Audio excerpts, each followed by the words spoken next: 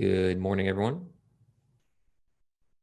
Just want to confirm with Chris that we have quorum. It looks like we do, but just want to confirm.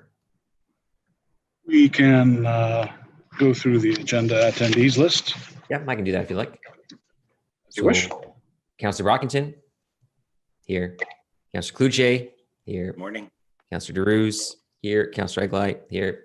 Councillor Hubley, he sent regrets to me. Councillor King, I see you. And Councillor McKenney, I see you as well. And Councillor Vice Chair Menard. Good. All here but one. Perfect. Thank you all for joining us on this fine Zoom morning. It's actually, the weather's not very great, but it's great in here because we're all on Zoom. All right. So welcome to the Standing Committee on Environmental Protection, Water and Waste Management for this Tuesday, October 20th, 2020. The year that keeps on giving. This is agenda 11 of this term of council. So declarations of interest. None? Does anyone have a declaration of interest against climate change? Like they would benefit from climate change action? Anyone that would benefit directly from climate change action? No one? Okay, declaration of interest, so there's none. Isn't that everybody? Well, then we're screwed. Then we're screwed. Then we've all had to declare interest and we can't actually hear this item. We get to stay alive. That'll be great. It seems to be a conflict of interest right there. So confirmation of minutes for the meeting of Tuesday, September 15th, 2020. Carried. Is that carried? I'm sure you all went through it with a fine tooth comb. Communications, response to inquiries, residential front yard gardens and expansion of community gardens. I believe that was Councillor Brockington, and clean water supply and private wells from Councillor King.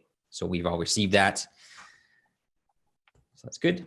So our first item on the agenda is from our advisory committee, Environmental Stewardship Advisory Committee, which is the Environmental Stewardship Advisory Committee 2020 to 2022 work plan. Now, I don't believe, I was anticipating that perhaps we might have a representative from the advisory committee speak here today, but I don't believe we do. I asked the chair and he was unable to attend. No worries, no worries. So we'll simply just approve it so that the Standing Committee on Environmental Protection, Water and Waste Management recommend that council approve the 2020 to 2022 Environmental Stewardship Advisory Committee work plan as detailed in document 1. Is that item carried? Carried. And Chair, if I may, if I could just say one quick word about this. Yeah, I just wanted to thank these members as well. I've been attending their meetings as vice chair of the committee, and just want to thank Chair Chris Nanda and all the members of this group who have dedicated their volunteer time to assisting our own work plan and advising us. So just wanted to big thank you to all those folks for putting together this work plan. Thanks, Chair. Thank you. And item 2 on the agenda is the Climate Change Master Plan, Energy Evolution. Now, if I'm not mistaken, we have a motion to officially add this item. Yes, that's right, Chair. So I can read through it.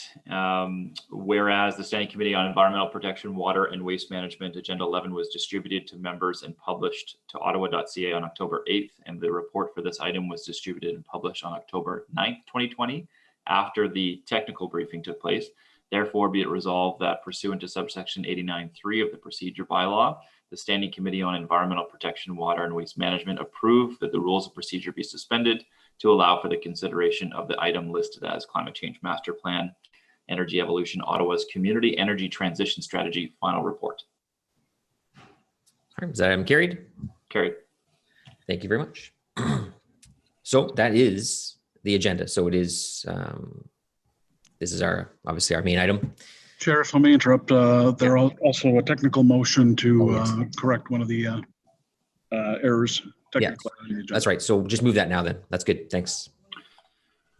Okay, just loading it up here. Okay, so this is just a technical amendment. Whereas this report presents the Energy Evolution Ottawa's Community Energy Transition Strategy, including the energy and emissions modeling results, financial analysis, an overview of the 20 supporting projects, and a proposed spending plan for the 2019 Hydro Ottawa dividend surplus. And whereas the financial section of the executive summary contains a clerical error, therefore be it resolved that the Standing Committee on Environmental Protection, Water and Waste Management recommend to council that the sentence, the financial analysis projects that in order to meet the 100% scenario, cumulative community-wide investment from 2020 to 2050 will total 52.6 billion with a present value of 29.7 billion. On page 8, be replaced with the financial analysis projects that in order to meet the 100% scenario, cumulative community-wide investment from 2020 to 2050 will total 57.4 billion with a present value of 31.8 billion. Important clarification. Yeah, just a few billion off, so we're good. So on that motion, is that I'll just take care of that now because it's just a technical amendment. As long as So on the motion, carried. Carried. Thanks, and then we'll just do approved as amended by the end. Okay, so we're gonna have a presentation on this. We have speakers as well. There's also been, if you should have been copied on some of the submissions from members of the public as well. So we have about over a dozen or so submissions that have been submitted to us that won't be speaking today, but they are important to look through and to read. So we'll go ahead with the presentation at this point. I know we had a pretty decent lengthy presentation on the 9th of October when we first introduced this at the technical briefing. So I've asked staff to kind of come back and do a bit of a briefer summary of that, but still covering the salient points of the report. And then we'll move to delegations and then to questions from members of committee.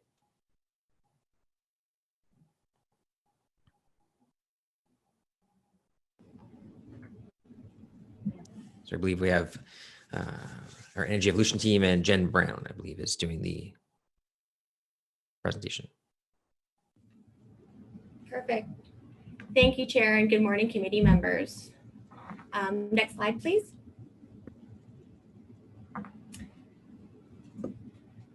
So this morning, as the Chair mentioned, I'll be providing a shortened version of the presentation given during the technical briefing for Energy Evolution on October 9th.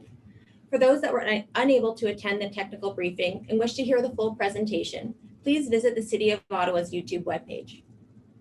So today's presentation will include a brief overview of the staff report recommendations, an overview of what's included in the Energy Evolution strategy, and reporting and next steps. Next slide, please. So today, staff are bringing forward the following report recommendations. That the Standing Committee recommend that Council receive the final report for Energy Evolution, Ottawa's Community Energy Transition Strategy, and supporting documents attached as Document 1 through Document 9 and summarized in this report. Receive the list of projects identified in Documents 7 and 8 to be more fully developed by staff and brought before Standing Committee and Council for approval where required. Direct staff leading new or updates to city plans, strategies, and policies to take into consideration the energy emissions model and the city's GHG reduction targets and the development of such plans, strategies, and policies. And approve that the 2019 Hydro Ottawa dividend surplus of 2.6 million be used to fund the proposed spending plan attached as Document 11 and summarized in this report. Next slide. So Energy Evolution is the community's energy transition strategy, and it sets the framework for how we will achieve Ottawa's greenhouse gas emission reduction targets. This list is a high-level overview of what is included in the final strategy. At the core of Energy Evolution is an energy and emissions model and financial analysis that projects the scale and scope of action and investment required to achieve the city's long-term target to reduce greenhouse gas emissions by 100% by 2050, or what staff refer to in the strategy as the 100% scenario. Based on the model, 20 community and municipal projects have been identified to accelerate action and investment within the next 5 years. The strategy also identifies the potential risks to their implementation and how these risks will be mitigated.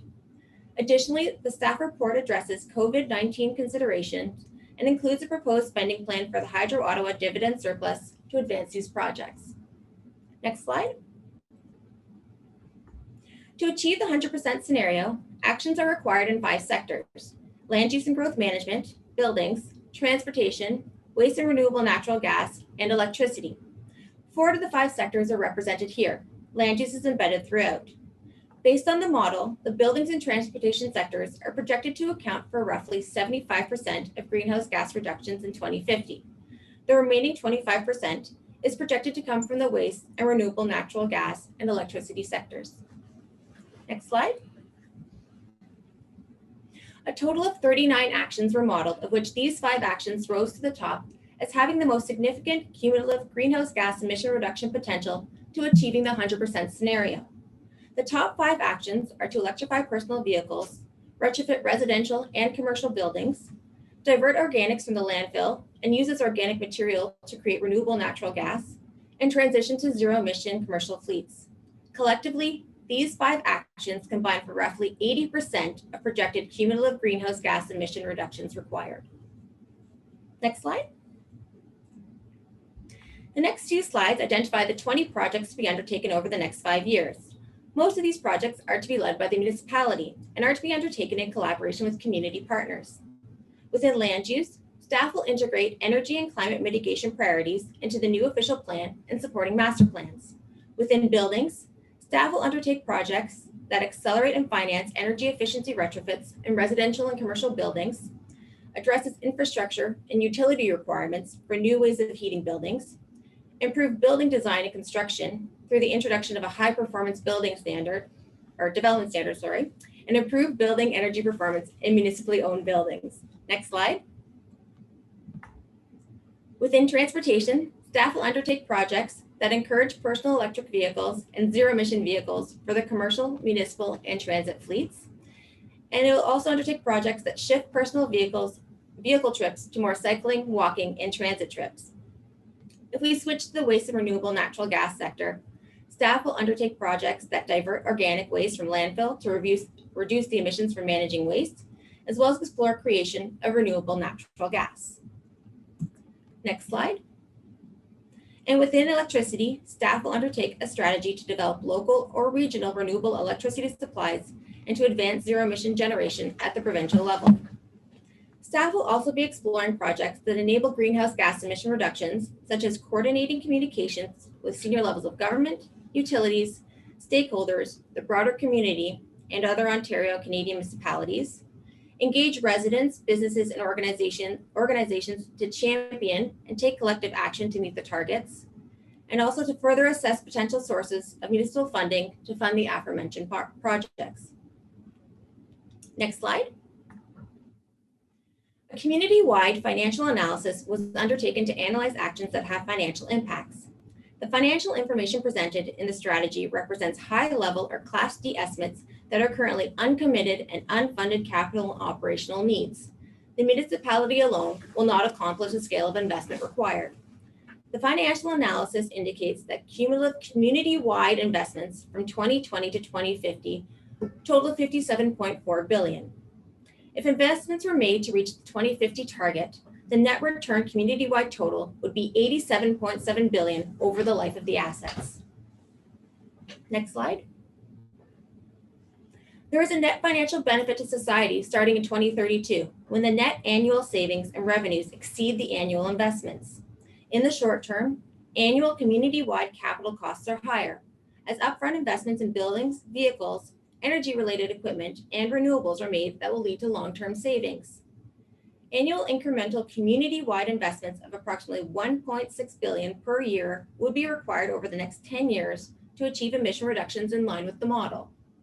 The top 5 areas for incremental investment over the next 10 years includes expanding and transitioning the transit fleet to zero emission at $513 million per year, retrofitting existing homes at $250 million, building better buildings at $296 million, wind energy at $147 million, and heat pumps at $122 million. From 2032 onwards, net returns are projected to be higher, primarily because of the saved energy costs and earned revenues from local energy production, generation. Next slide. Staff are also recommending that committee and council approve a proposed spending plan for the 2.6 million Hydro Ottawa dividend surplus. The spending plan will be used to support energy evolution priority projects, leverage federal and provincial funds where possible, and implement energy efficiency, conservation, and renewable energy generation projects. Projects include, but are not limited to, municipal building energy conservation, efficiency, and fuel switching projects, staffing to support progress in electrification of vehicles, including working to upgrade and install new charging infrastructure, energy projects at the wastewater treatment facility, and communication, education, and engagement programs that support energy evolution objectives. Next slide. A number of risks have been identified that could impede the success of energy evolution. These risks range from insufficient financial support to regulatory barriers and compliance issues, to competing priorities and aggressive timelines, as well as changes in behavior, policy, and best practices related to COVID-19. Next slide. To mitigate these risks, the Energy Evolution Project team will continue to work with staff and community partners to build out energy evolution projects. Information and recommendations to support project implementation will be shared with the Tiger team, comprised of the city's senior leadership team, the Climate Change Council Sponsors Group, the Environmental Stewardship Advisory Committee, a community-wide governance structure, and community partners to align and coordinate priorities, work plans, budgets, communications, and advocacy efforts. Additionally, the Energy Evolution Project team will continue to work with our municipal colleagues across the country to share information, best practices, and lessons learned. Next slide.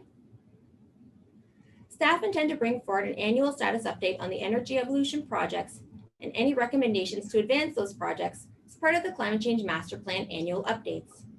Staff also intend to rerun the energy and emissions model in 5 years' time to assess how the city and the community are tracking towards achieving the 100% scenario and to determine what actions should be prioritized. A full review and update of the Climate Change Master Plan will be completed in 2025. Next slide. Following receipt of the strategy by committee and council, staff will continue to develop all 20 projects with input from staff, stakeholders, and the public as required, develop a 10-year spending plan that can feed into municipal budget processes and feed into the city's long-range financial plans, continue to advocate for funding and policy changes at senior levels of government, build out the climate lens and governance frameworks in order to embed climate considerations across all city and community business, and finally, staff will prepare department-specific presentations on energy evolution starting in 2021 to support ongoing alignment of priorities, work plans, and budgets. Next slide. I would like to close this morning by taking this opportunity to recognize and extend our sincere thanks and appreciation to our project's partners and consultants who have provided technical expertise, support, and leadership throughout the development of energy evolution. And I say sincerely, without them, the project would not have been possible. Next slide. That concludes my presentation for this morning, and I will now hand it back over to the chair.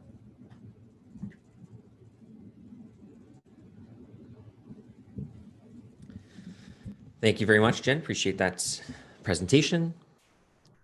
And thanks as well to yourself and to the team for all the work that you've done to get us to this point. And I know it's been 4 years and a lot of dedication and commitment on behalf of you and your team, Andrew Flowers, and the whole group over there. So we're going to move to delegations. I will first thank those who submitted comments as well of support. We have them from an array of groups, noted groups in the area, including, Marco Pagani provided us something from the Ottawa Community Foundation. We have correspondence of support from Hydro One, Hydro Ottawa, the Canada Green Building Council, the Ottawa Board of Trade.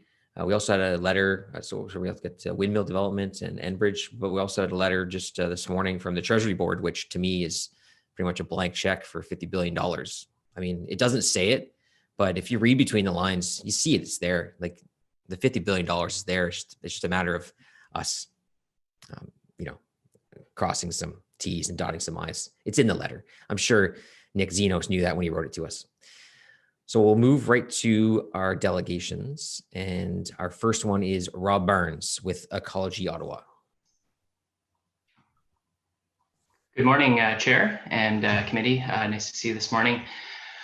Thanks for your time today. And I just want to start my quick presentation by giving a hats off to the team at the city for working so hard on this. As the chair mentioned, this has been years in the making and is obviously a product of a lot of work and a lot of detail. And so we're really excited about the level of detail here, especially with regards to the long-term savings, which Jen just covered in her presentation. I think that's a really important consideration. With climate change, as we know, the costs of inaction are always dwarfed, or basically the costs of action are always dwarfed by the long-term costs of inaction. And in this case too, there's this benefit that you can see where the city will reap billions and the community will reap billions if it makes the right investments up front. So that's really encouraging. I just want to point out a few issues with the document as well, just so that the committee understands that we can take this with a certain grain of salt, especially the modeling. I think that obviously it's really important, it's really complex. And our hope is that future iterations of the model will capture some of these important details that I'll mention. One is that there are gaps with regard to land use in the model and in the strategy. We can see, for example, that the authors recommend integration of energy and climate mitigation policies into the new official plan and supporting master plans, but there's no policy detail in this area. Obviously, that's for council to sort out, right? And so we're encouraging council to be bold with the new official plan and related master plans to ensure that climate is as strong as possible and that intensification targets are strong, because our land use policy is our transportation policy, is our climate policy. Those things are so tightly interconnected and we can't forget about that. Second, I would just also point out the lack of analysis on what's called embodied carbon, which is the carbon that goes into making things like new developments, new highways, new buildings. This is common, this isn't the model is world class, as I've been told by the staff, but even world class models have their gaps. And an analysis by Clean Energy Canada writes of one instance where they did an analysis on a UK highway widening project where 76% of the project's total carbon footprint resulted from embodied carbon. So it's our hope that future analyses, when they rerun the model, will take this into account, because I think it'll be a really important factor as council considers which projects should go ahead and tries to use that climate lens. If the climate lens is missing something so critical, we might come to the wrong decisions collectively. Third, I would just caution again, for those of us who've gone through the document, a lot of the policy recommendations hinge on things outside of council's control. Obviously, cities only control so much in terms of jurisdictional power. But when we're talking about a rapid uptake in, for example, electric vehicles, we understand that council only has limited power. I would encourage council to do all that it can, and also to leverage the advocacy function and ask the provincial and federal governments to come to the table to fund some of these important investments. The takeaway is, so we've got some issues with the plan, but it's the only plan we have, and it's a very detailed plan and a very fleshed out plan. So let's not make the perfect the enemy of the good. Let's start implementing as soon as possible. As we know, the targets are highly ambitious, and this will require an all hands on deck approach. So we need to stop having moments like we did this summer where we were worried about whether or not $2.6 million would be clawed back from the climate team, and start thinking comprehensively and holistically about how we insert this systematically in every budget going forward, and how we take out of the budget some of these things like costly road widening projects that do long-term damage to our ability to mitigate climate action. And finally, as I mentioned earlier, an ambitious official plan is so critical. So we urge council beyond this committee to consider that and to understand that climate dimensions are so critical when it comes to land use planning. Thank you very much for your time today. Thank you so much, Rob. Appreciate that. Just look to see if there's any questions for you from, yes, Councillor King. Thanks, Rob, for your response. I just had one quick question in terms of embodied carbon. Are there any specific models or calculators that you would suggest based on your research that the city should actually utilize to make those calculations? I don't have anything off the top of my head. And again, Councillor King, in our discussions with the city staff, it's our understanding that the SSG model is best in class. So as I said, even these great models lack this element. I can do further research and follow up, though. I'd be very happy to do research. I know groups like Clean Energy Canada and some academic experts, the University of Ottawa and elsewhere, have done that kind of deep dive analysis on which models have which elements, and I would be happy to bring that back to the climate team as well as to your office. That'd be much appreciated. Thank you. Thank you, Councillor King. Councillor Menard. Thanks very much, Chair. Thanks, Rob, for your presentation. I'm curious to know your opinion, your view on the 20 projects that have been selected, the 20 different projects that are in there. Are there any? Are we missing some that you think should be in there? Are these the right priorities that we've got now that are in this plan? Do you have some feedback on that? Yeah, I mean, I think based on the analysis that's provided, I think they're solid. And in Ecology Ottawa's response to the climate team, we mentioned as much. I mean, I think that they're comprehensive. They cover a wide range of aspects. Cover all of the points of our emissions, our community emissions. And so I think we're focusing on a lot of the right areas. As I said in the presentation, I think there's a missing detail on some of the ones, especially the ones that are beyond the control of this committee. Which is always a problem, right? With siloed action at the city level, so it's really important that we incorporate a level of detail and analysis in our land use planning and our transportation planning that really understands that. But given the analysis and given the limitations of the model, I understand the model wasn't meant to solve all the problems, right? The model is delineating a certain path to get there. There's a strong logic there, and I think that the uptake of EVs, for example, will be so critical. The electrification of the transportation and public transportation will be extremely costly, but as we said, it's an investment that's tremendously worthwhile. Yeah, I think that the next 5 years, that's what these 20 projects are targeting. This is a long-term plan of 2050, but those 20 projects are really the next 5 years. So that's what we see kind of in the immediacy. So yeah, I appreciate that, and thanks for being here as always. Thank you. All right, thank you, Councillor. Yeah, I think with when you look at some of the outside impacts, right? I mean, I mentioned it during the technical briefing, but the federal government, the provincial government investing in Ford Canada and their operations in Oakville to expand their production of electric vehicles, and what that means and what that'll contribute to the market to make it more, more likely that these things increase on the market. And then there's the charging aspect. I know one of the submissions we got was sort of suggesting that, well, in order to encourage that, the city needs to put in more electric vehicle charging stations. But it's not just the city. There's a private sector component to that too. The city doesn't own any gas stations in the city of Ottawa. Yet cars have no problem getting around and getting gas. So it's not all on the city to go out there and start installing chargers everywhere. I know, I think one of the first Petro-Canadas that I saw with a charging station was in Napanee. I know the one in Brockville has one now.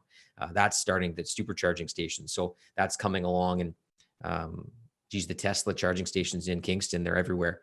So there's a lot of private sector input to this too that we need to start seeing as well across the province to help with that and to provide that ability to charge easily. The city has some. We know we're doing some more, but certainly it's not us alone. So thank you, Rob. Appreciate your input this morning. Thanks for your time today. So our next speaker is Dick Bacher from Ottawa Renewable Energy Cooperative.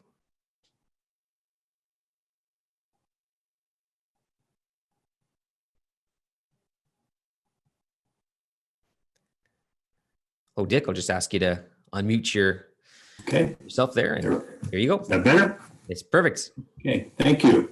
Thank you very much for letting us speak today. Are the slides ready?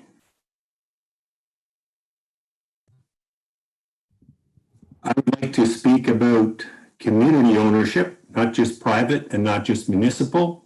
At the start of this session, the chair mentioned or asked people if anyone was going to benefit from climate change or climate action.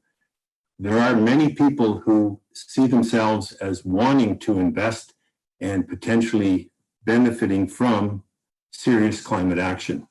And I represent 1,000 people who have invested their money in such action. Can I have the OREC slides, please? They are up. You're ready to go. I'm seeing Ottawa Community Foundation. Oh, sorry. You're right. Correct. Good people, but not us. Thank you. We're working to fix that. Okay. Basically, I won't be getting into too much background. There'll be a number of slides, five or six slides, each with a picture of a project that OREC has financed through our membership. We're a relatively new model for Canada, but proven model in Europe and parts of the US, Northern Europe and parts of the US. There's over 700 renewable energy cooperatives in Germany, and the largest in the world is in Belgium with over 50,000 members and millions of dollars of operating renewable assets owned by those members. There we are. Okay. So next slide, please. So community-owned solar or community-owned renewable or community-owned energy retrofits are a proven way to bring new capital to bear to climate action.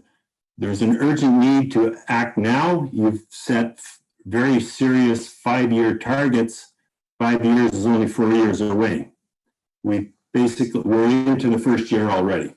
How are you going to mobilize enough capital to make those investments broadly and with support from the public? It's our view, and we've proven through what we've done over the last 10 years, that there's a lot of money sitting in people's wallets, in people's bank accounts that are looking for projects. This project is the Maurice Lapointe High School in Southern Canada, owned by the French Catholic School Board. The asset on the roof is owned by OREC. Next slide. OREC was founded 10 years ago to enable members, our members, to own and finance community-owned renewable generation in their community. We now have over 780 residents of Ottawa and Eastern Ontario as members of OREC. Those members have invested all of the money that we put to bear in our 21 projects. There are 19 operating now and 2 in the final stages of construction at this moment. They should be finished by the end of this month if our friends at Hydro Ottawa can connect it quickly. We are also partnered with our sister cooperative called CoEnergy, which does energy retrofits, which is another key part of your plans. The OREC projects are on a plethora of school board sites, one federal Crown Corp, affordable housing providers, local businesses, and some farms. Next slide. That site that you see is in Pressland in the Vanier Saint Laurent area. What we're proposing is a zero capital cost opportunity for the city. The picture you're seeing there now is the Museum of Science and Technology. It's a site that we finished construction on in July of 2019. It's been operating for over a year now. There was no capital expenditure by the museum. They approved the project as a operating expense. So we're delivering electricity to the building on a 30-year contract with predictable costs and effective and driving down their costs, but they have an effective, a predictable cost structure for their electricity for the next 30 years. We're also driving down the peak demand in that neighborhood. So the Saint Laurent area is a grid constrained area. There's not enough lines and generation in the area. They're looking at upgrading that. So by having solar generating power during peak demand, we're reducing that pressure on the local grid, which is good for all the ratepayers in the city. So that site has been financed completely by OREC, by our members, and the museum is simply paying an operational cost to purchase the power from us. Next slide. The energy evolution has a very serious, action-oriented, long-term and short-term plan. One of the key objectives is to have 150 megawatts of new distributed solar available within the city boundaries. This is going to require a lot of political capital from city council, from the city bureaucracy, to find new ways to collaborate with players in the community and find ways to create action sooner than later.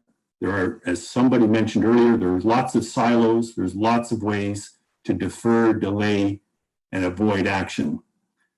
You're going to have to find partners that are ready and able to build and implement with public support quickly. We think OREC is in a unique position to help the city in moving forward. Next slide. So we've taken the liberty to look at some of your sites and sketch what a OREC site would look like. This is the Stittsville Cardell Rec Center. It's just down the road from the Pierre Desmarais School that we're building solar on right now in Stittsville. Stittsville is also a grid constrained area. There's a serious problem with the power lines in that area, and the ratepayers are faced with a significant cost upgrade or cost increase to expand the grid and new transmission stations in the area. It would be good for all of us, all the ratepayers and taxpayers, if there was less new power lines required in that area.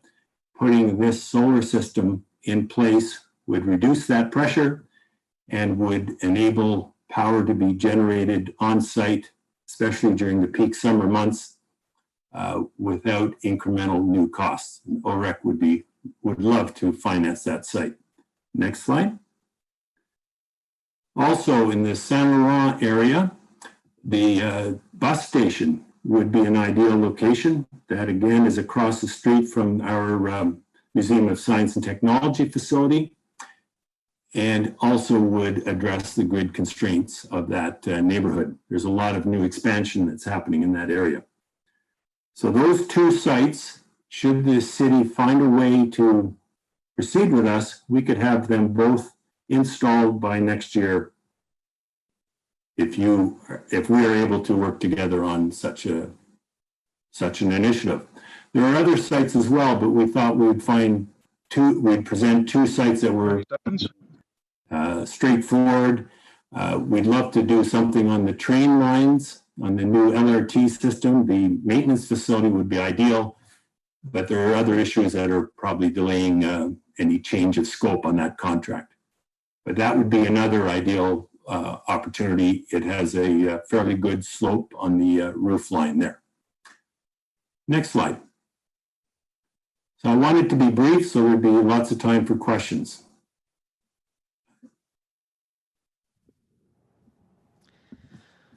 All right, thank you so much. I do see a question from Councillor Kavanaugh. Thank you very much, Mr. Becker. I get very excited when I see a presentation like that with the possibilities. It just sort of brings it down to reality of what we can do. We've had conversations about the LRT stations for stage 2, about possibility of doing that. And I've asked staff about it and they're still looking into it. What is, you were talking about silos. What is it that stops these things from coming into fruition?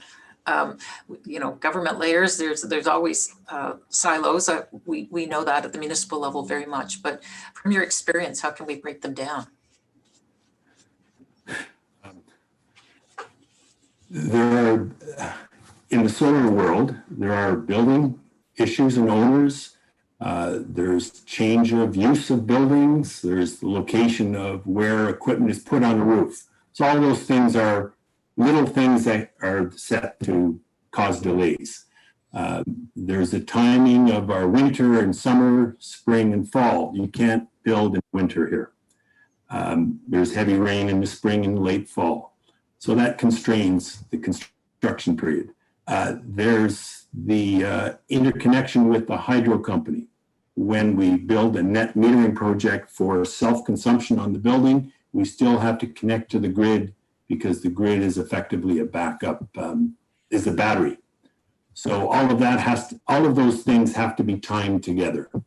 And to be fair to our friends at Hydro Ottawa, they are in a changing world. The electricity system has really not changed dramatically since it was started 100 years ago. It has gotten bigger and faster and there's more power being delivered. But the idea of a centralized monopolistic power grid from big power sources distributed to millions of small consumers, that model has not changed. And it's changing slower in Ontario than it is in many other jurisdictions around the world. New York, New England are moving much faster than Ontario and Quebec because we still are thinking of small, remote, big power facilities, centralized facilities, distributing power in one direction down very long lines. And the pension funds and the big investors are looking at the government to backstop all their investments. So Ontario has 60% of its power coming from 3 nuclear sites in the province. That's a very unflexible system. Northern Europe, Belgium, and Germany, Denmark and Germany are much more distributed, much more decentralized for a whole bunch of political and cultural reasons. But we will go that way, we must go that way, and the hydro companies are slowly moving that direction. So that's as short an answer as I can give on that point. But it is key, and it's a very hard thing to explain to people. Okay, so we need to work with Hydro Ottawa Absolutely. to convince them more that this is the future that we need for climate change. And your building managers, your property managers.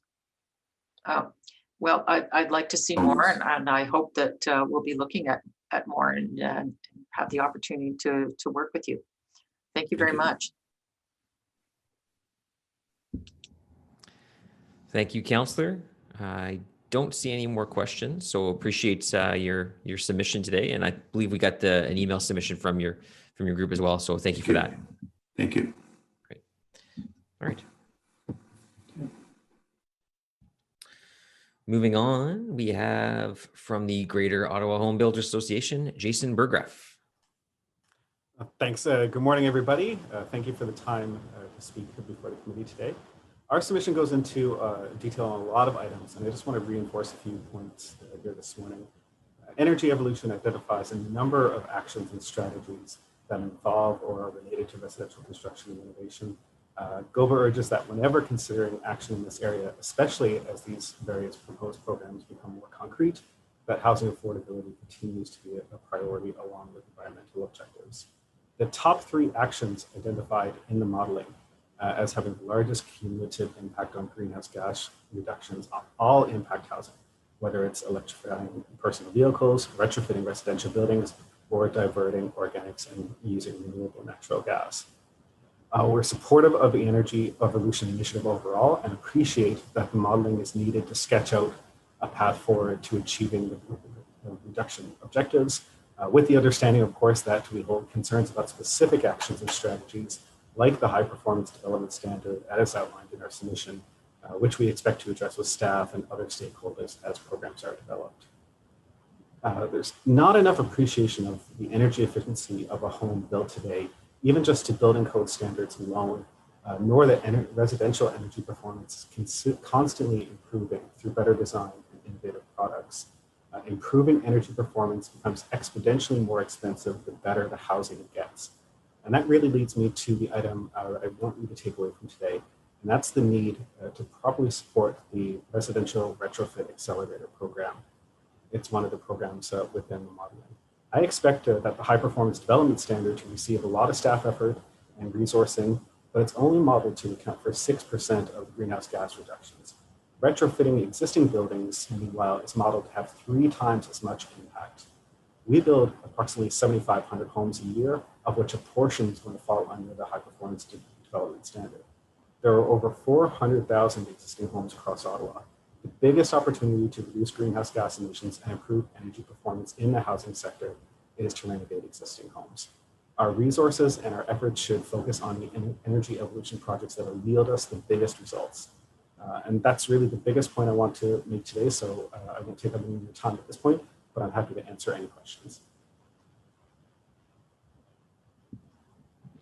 Thank you. And I know you did provide a very detailed submission as well, which I was reading through just last night, actually. So thank you for doing that. I know we all have that with us. Do we have any questions for Jason and Goba? I don't see any. I mean, I think your points on this came up, the notion of housing affordability. It came up in our discussions at the Planning Advisory Committee as well. when we discussed this and other things with our members of the Planning Advisory Committee. And I think one of the things I try to reiterate is it's not just that upfront housing cost, it's also that long-term cost of owning a house, right? And what that operating cost would be, and if there's ways to maybe you might spend a bit now, but your long-term investment, your long-term ongoing, your mortgage might take up a bit more, but your housing costs, your heating and energy costs will be a little bit less, and it'll be that offset. I mean, at least that's the idea. That's the general idea, and that's where you see in this thing, especially from some of your larger, commercial properties, as to where you would benefit from city-owned facilities. But certainly with that retrofit program as well is one of the key things, because we do know that existing housing is inferior to new housing when it comes to energy benefits. So thank you again for your comments. I don't see any questions for you, so we'll let you go, but I appreciate you coming today and providing your comments. Thanks for the time. Thank you. So our next speaker is the Executive Director of the Ottawa Climate Action Fund. So he's likely bringing money. I mean, this is like, he's only here to say, I've got money for you, just spend it, free will. Steve Winkleman. What did you need? 56 billion? Yeah, give or take. I mean, it's up to you. 57 would be better, but I mean, if 56 is all you have, I can find the billion elsewhere. Fair enough. Chair Moffat, committee members, good morning, and thanks for the opportunity to present. My name is Steve Winkleman. I'm the incoming Executive Director of OCAF, the Ottawa Climate Action Fund, which is being incubated by the Ottawa Community Foundation. We see adoption of the Energy Evolution Strategy as a critical step toward implementation of actions that will protect our environment and economy in the coming decades. Implementation of Energy Evolution will enhance sustainable economic opportunities for Ottawa businesses and create a net positive return for the whole community. It ably reflects the latest scientific and economic assessments that point to the high opportunity costs of delayed climate action. We cannot afford to wait. The Ottawa Community Foundation, in addition to granting to local charities, has been a national leader in impact investing and has a keen interest in establishing new backbone organizations to help drive positive, systemic, and sustainable change in our community, which is why in early 2021, we'll be launching OCAF with a mandate to unlock scalable climate solutions for Ottawa. Next slide, please. OCAF is part of a national network of 7 LC3 centers, low carbon Canadian cities, with a 20 million, not billion, I'm sorry, endowment from the federal government granted through the Federation of Canadian Municipalities. The GHG reduction targets that you set in January will require collaboration across many sectors, as is well explained in the strategy. The Ottawa Community Foundation is willing and ready to play a role in that collaborative approach.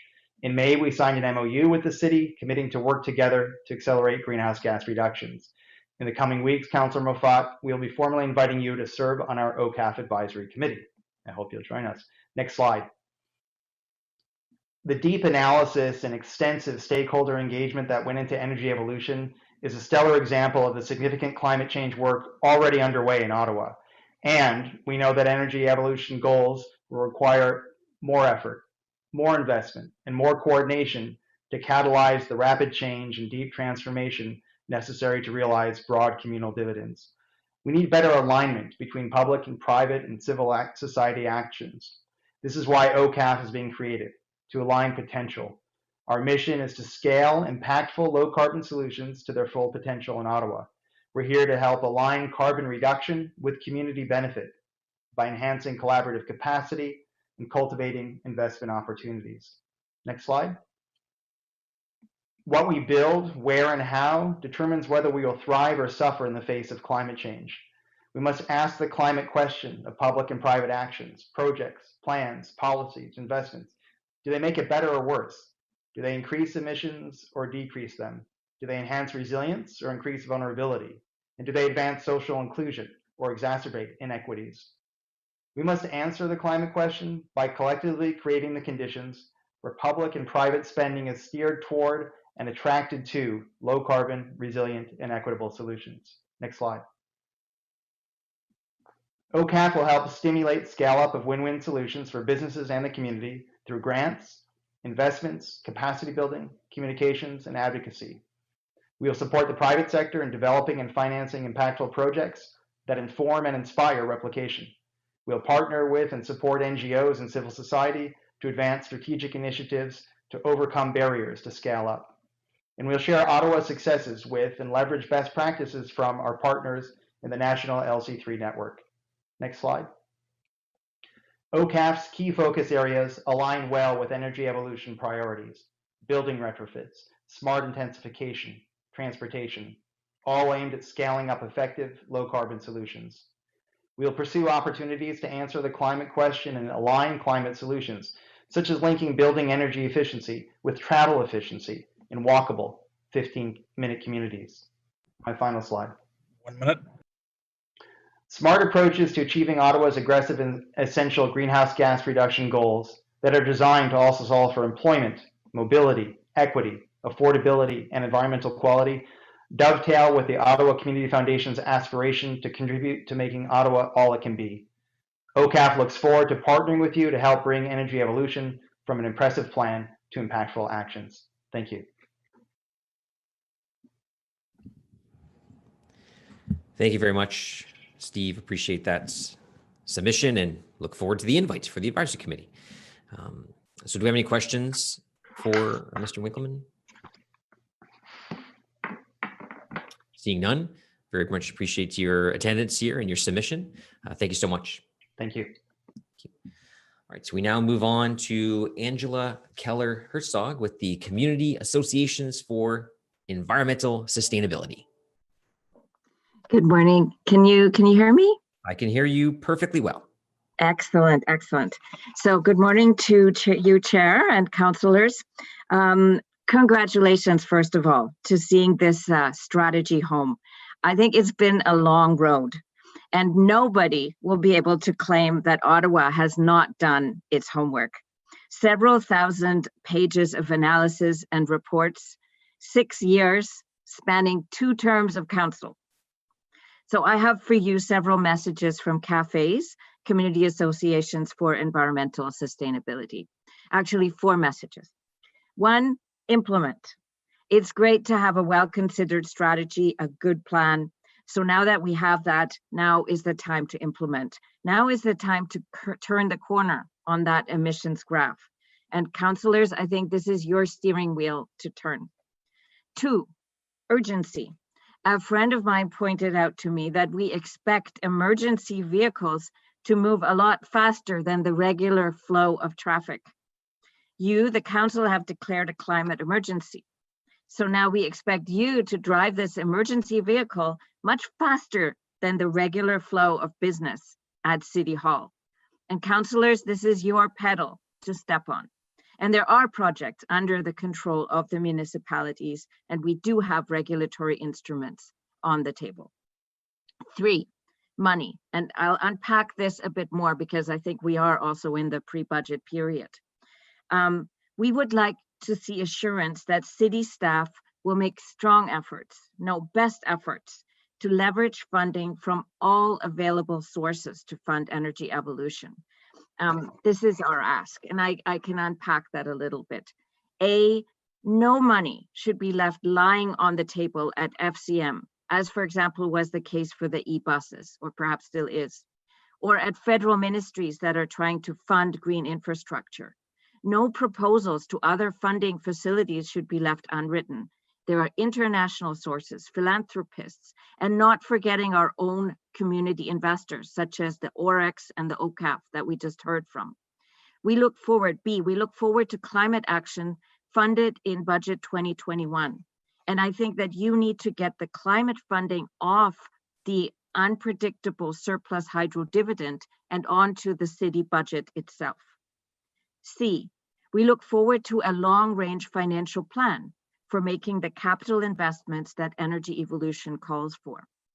D, we look forward to the city devising a financial vehicle for climate project finance, for climate capital investments, and one that can help residents and businesses with energy retrofits, taking advantage of the current very low rates of interest, blending lending with grants, and intermediating climate finance to the benefit of all Ottawans.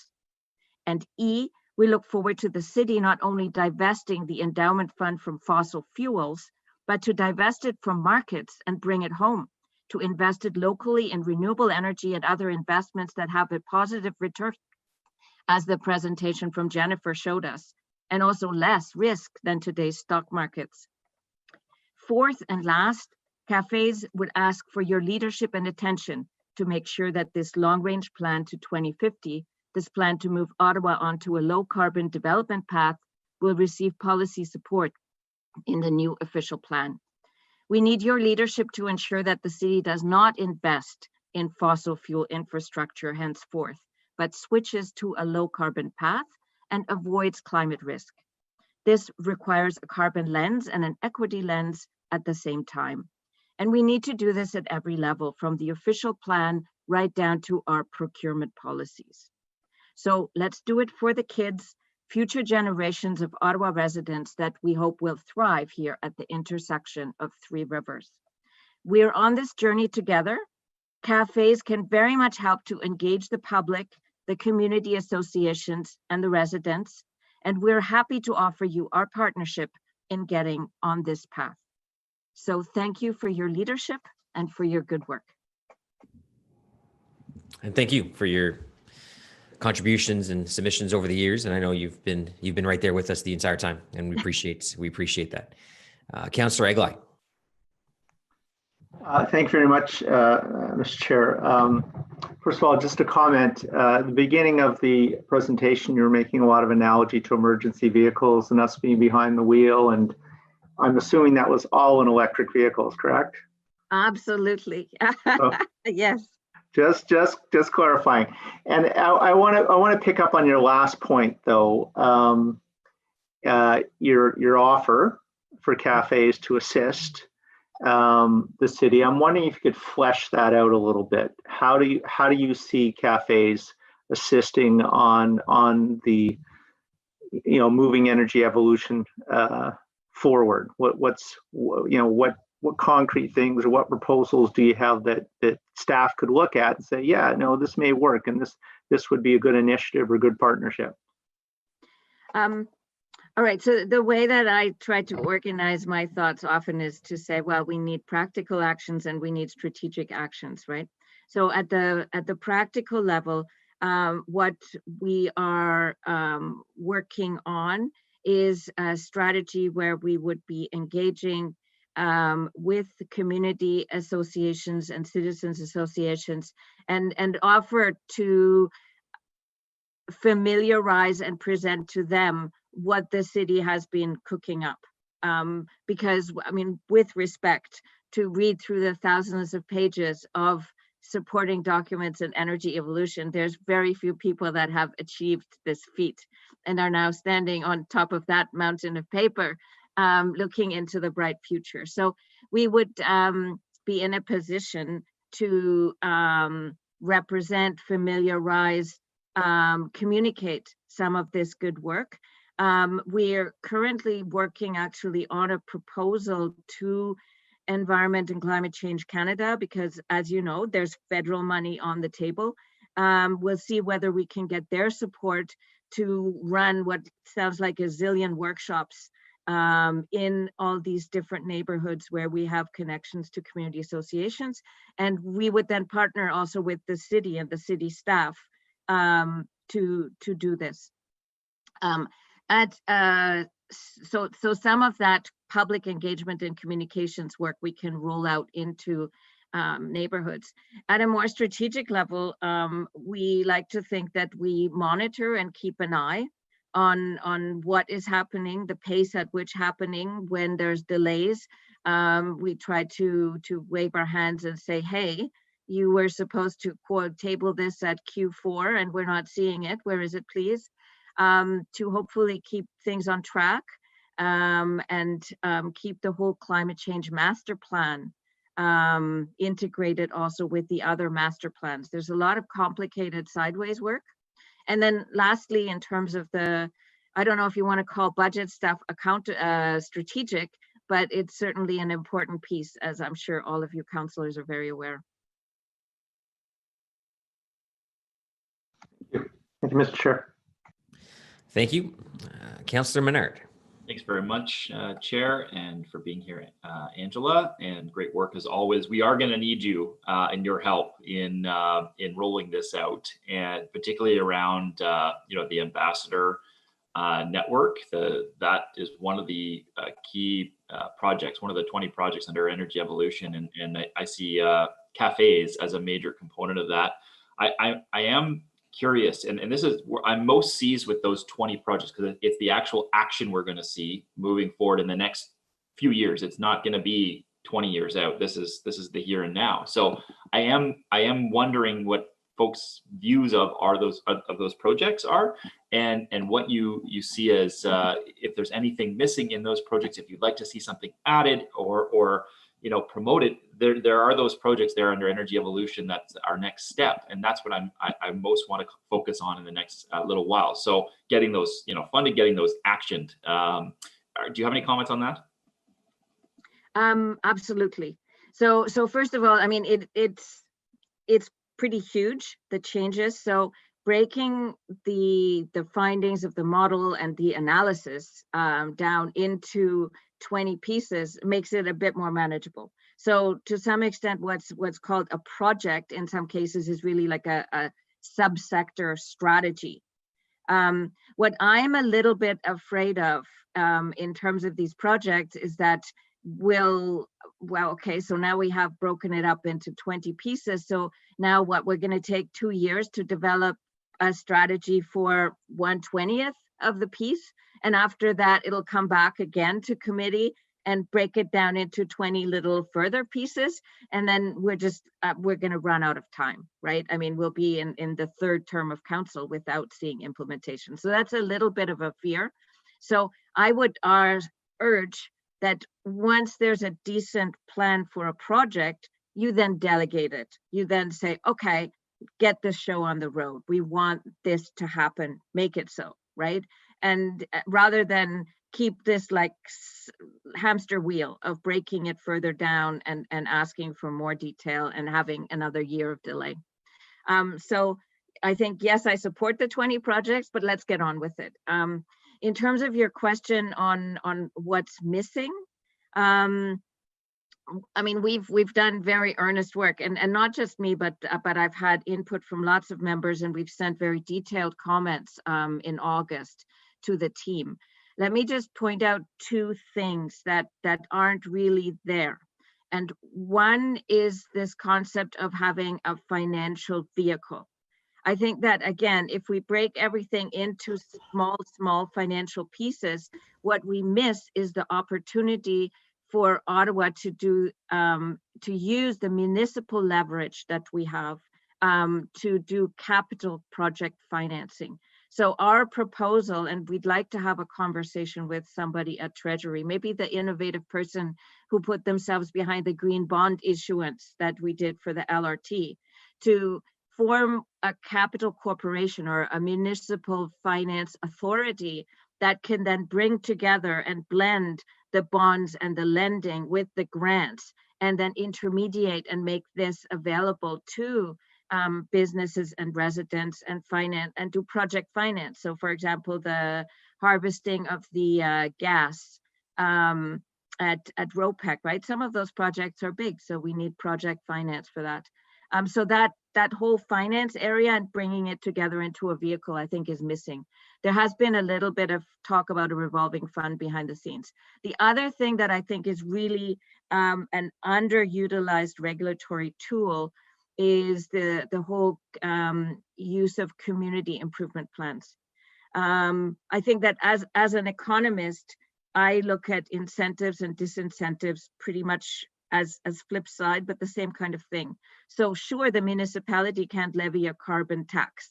We don't have that ability, but the community can very much link a rebate to, for example, energy efficient buildings. So if we had a community improvement plan that provided incentives and set us a bar rewarding building owners for having highly energy efficient buildings, that could be huge.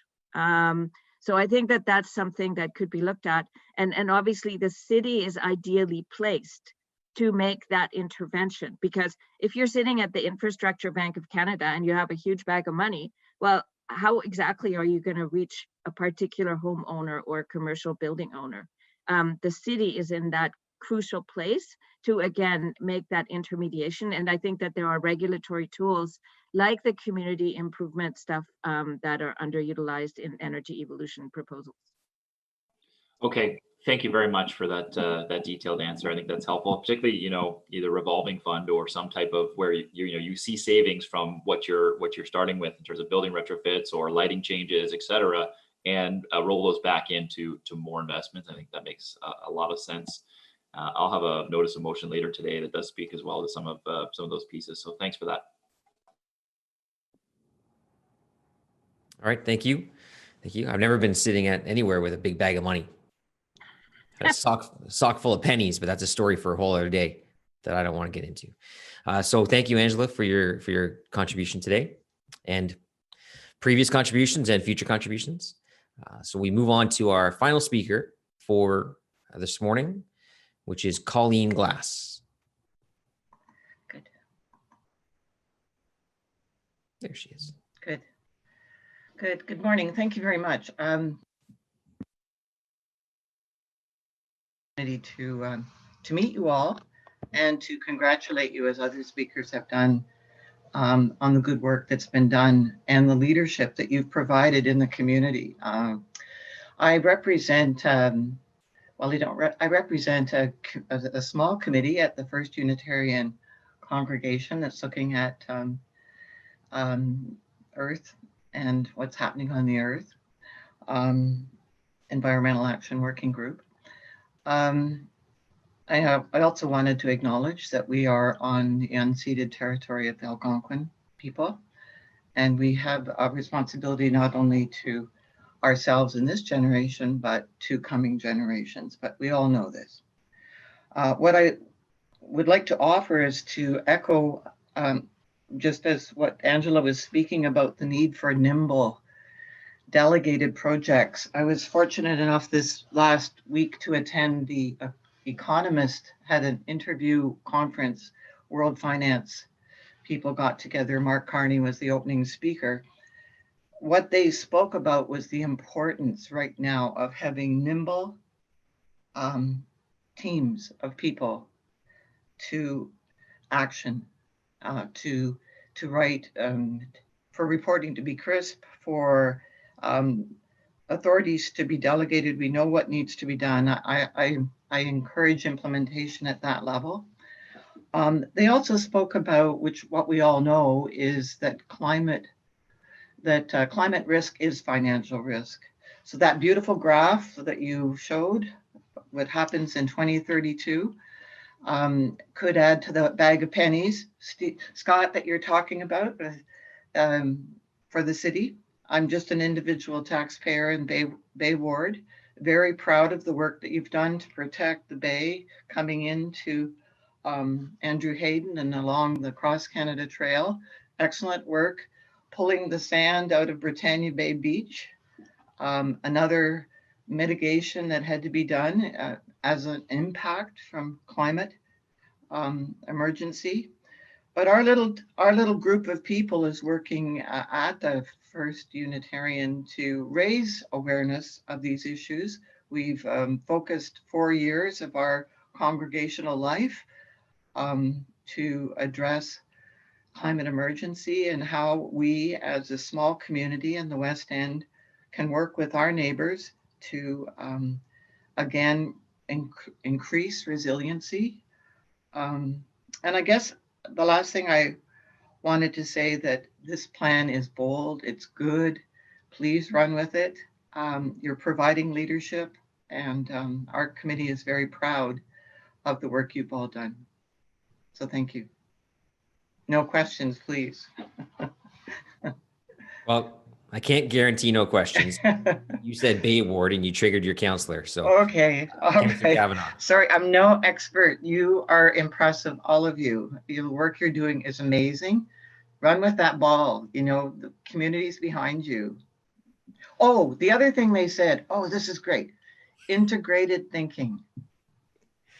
Seriously, these were people from Europe, everywhere. They were there in Zoom talking about integrated thinking. So health, social housing, climate, transportation. And that's what you've pulled together in the plan. So keep running with that ball. Thank you.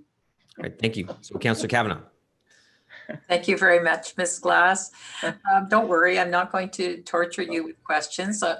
I want to give you a thank you because you're sort of like the perfect Margaret Mead quote of, never underestimate what a small group of like-minded citizens can do together, because that's the only way change happens.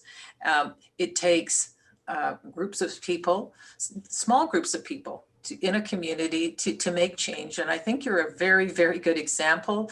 The Unitarian Church has done a lot of good work on that.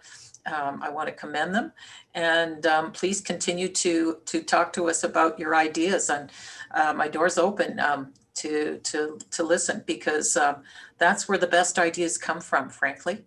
And we have to continue to listen. I don't think we'd be here today having these conversations if like-minded people like yourself did not come forward. So I think that you have to continue to do that. There's plenty of ideas, and some of them are small, but that's okay. That's good. We just heard from other presenters that it's a whole bunch of small ideas that make a difference together. So thank you for that. You're welcome. Thank you very much. Thank you. Okay, take care. Okay, thank you. All right, thank you. Thank you, Ms. Glass. Appreciate your submission today and for being here. So that's it for our delegations. So just want to thank everyone who did come today on our Zoom to provide comments and support, as well as, again, the folks I mentioned before that have previously submitted correspondence to us. Very much appreciated. Not just you coming here and speaking in support, but also the offer of collaboration and different kinds of support, like actual meaningful cooperation with us to help us move this forward. Because like we said multiple times, and like many of you said, this is not something that the city does on its own. This has to be done with multiple groups pulling in the same direction. I know we had one email I just got this morning from someone who had said that, asking the federal government for this much money for such a small population, what's the point? Okay. Like, I don't even have a response. The notion was just that why would you bother asking for any money, because they're not going to give it to you, because it's just too much. It's just too much for the cause. And it's an interesting argument, especially from someone who is a noted opponent of landfills, because in reality, a lot of the steps that we take, a lot of the things that are in the climate change master plan are a part of this, go through every department at the city. They impact the transportation master plan, the solid waste master plan, the official plan. It's all there. It's all embedded in the other plans that we're currently developing, we're currently working on, to make sure that this is something that kind of infiltrates everywhere and has an impact everywhere, including on ensuring we don't create new landfills. But just some perspectives are fascinating. So we'll move now to questions and comments from members of the committee and other councillors, of course. I know Councillor Hart has joined us this morning, which we appreciate. Councillor Dudas, of course, we heard from Councillor Kavanaugh. Councillor Fleury is here, who aren't on the committee but have joined us today. So really appreciate you taking the time to be here with us as well. So we'll go ahead, we'll start. And Councillor Menard is the first one up. Okay, thanks very much, Chair. And I just have a fairly simple question, and in the words of Jed Bartlett, what's next? What are we doing to advance the next steps here? And if you could just succinctly let us know. I understand we're going to each standing committee as a project's developed, and that standing committee, based on its authority, will consider these projects, of these 20 projects. But there's some urgency in terms of our own GHG reduction targets by 2025 to see a 43% reduction. And so that's 5 years away. So how are we accelerating these projects to the team, staff team? and what are the next steps that you see, critical steps and timeline? Thanks, Chair. Thank you for the question. Well, the good news is that, as was pointed out by some of the speakers today, we are at a critical point to move into implementation. And as we heard from the speakers, we've got partners in order to do that. And not only are the partners our external partners, many of which we receive letters of support from, but also the very robust internal city team that we have with us today. So what's next? Implementation. And the good news is that we are well on our way in some of these cases. We will continue to do the work of embedding climate considerations through the key plans, policies, and projects which the corporation is bringing forward. We will continue to partner with external partners like some of those here today by providing letters of support, by providing information, by providing technical advice where possible. And of course, we will work with them on both the community-led projects or the ones where the city could benefit from their technical expertise. So the good news is the next steps is really kind of flipping the switch to the focus on implementation and continuing the good work and the foundations that we have established through this project. Okay, thank you for that. This work's very important. Thank you for what you've done to advance this file. There's a lot that can be gained by the city here, and those projects you've identified. I was asking people to identify gaps. There's not many in those 20 projects you've identified. I think those are the right ones. We picked the right ones. So, you know, we do need to move now, and just appreciate all your work on this. I'll hand it back to you, Chair. Thank you, Mr. Vice Chair. So we're going to be, technically Riley is next, but Councillor Harder is with us today and she is only on the call for a little bit. So I'm going to let her go next. Also, she's been here longer. So Riley, sorry. Go ahead, Councillor Harder. Yeah, I'm kind of my own ecology with the being the oldest person by a long shot on council. And I mean a long shot. We've even had kind of like tests about that over the years. Eli being one of them. Listen, I think this is great. I'm here today. I have an appointment with our newest counselor in 5 minutes, and that's why I appreciate you letting me go next. I think this is really, really important work. And I don't think that all of you, and definitely people in this city, are aware of some of the other things that are going on that are absolutely not just trend setting, but certainly unique. And I would cite, for example, a tour of a plant that the mayor and I took on Boris O'Kane last Friday. It's called ABIC, and it's going to be remarkable in the development industry. So right now, for example, building a single house produces about 2 20-foot dumpsters that we take to West Carleton. Of course, you know, we have our own trail road, but that's not the stuff that goes there. This will change that. Instead of that, there will be one green garbage bag or one black garbage bag. That is unique, and it's just here in Ottawa in North America. The fight that Chair Moffat and I have been putting forward to fight for Barnsdale interchange will be game-changing on reducing greenhouse gas emissions. Just imagine having every residential waste garbage truck in the city that goes to Trail Road being able to stay on the 400 series highway and go off the ramp and turn immediately right into Trail Road, because that's the location of it, and there's already an overpass. I could go on and on because I've been on Hydro Ottawa for about 11 years, and they are award-winning in their conservation and in their initiatives. And I think that we should be learning more and working more with Enveri, for example. But I'll leave it for that today. I would love to come back and do a presentation on some of those things, and including what we're doing at our smart farm in the north, like across the street from Barrhaven on the NCC fields. It is remarkable, and we're doing it in a pan-Canadian approach. So if you have time in subsequent meetings, let me know, and I'll be happy to come back for those purposes, because I think, you know, we've got to celebrate the things that we're doing that aren't costing us a lot of money, but are going to have a significant impact. So thanks very much for letting me speak, and thanks everybody for today. Thank you, Councillor Harder. I'd be happy to have you on a future agenda. I could even hold a special meeting just for you. No, okay, she said no. Not that special. Okay, fair enough. No, I appreciate that. I think, the comments about Barnsdale are important as well, because it's not just, we heard Rob speak about widening roads and what that does. And, are we making the most out of our existing infrastructure? Are there tweaks that we can make to our existing infrastructure to make them better, to take pressure off of other roads that would reduce the need for those large widening projects? Prince of Wales has been one for years. I've kind of, pushed for and said we need it. But the more I think about it, the more I realize that are there other opportunities?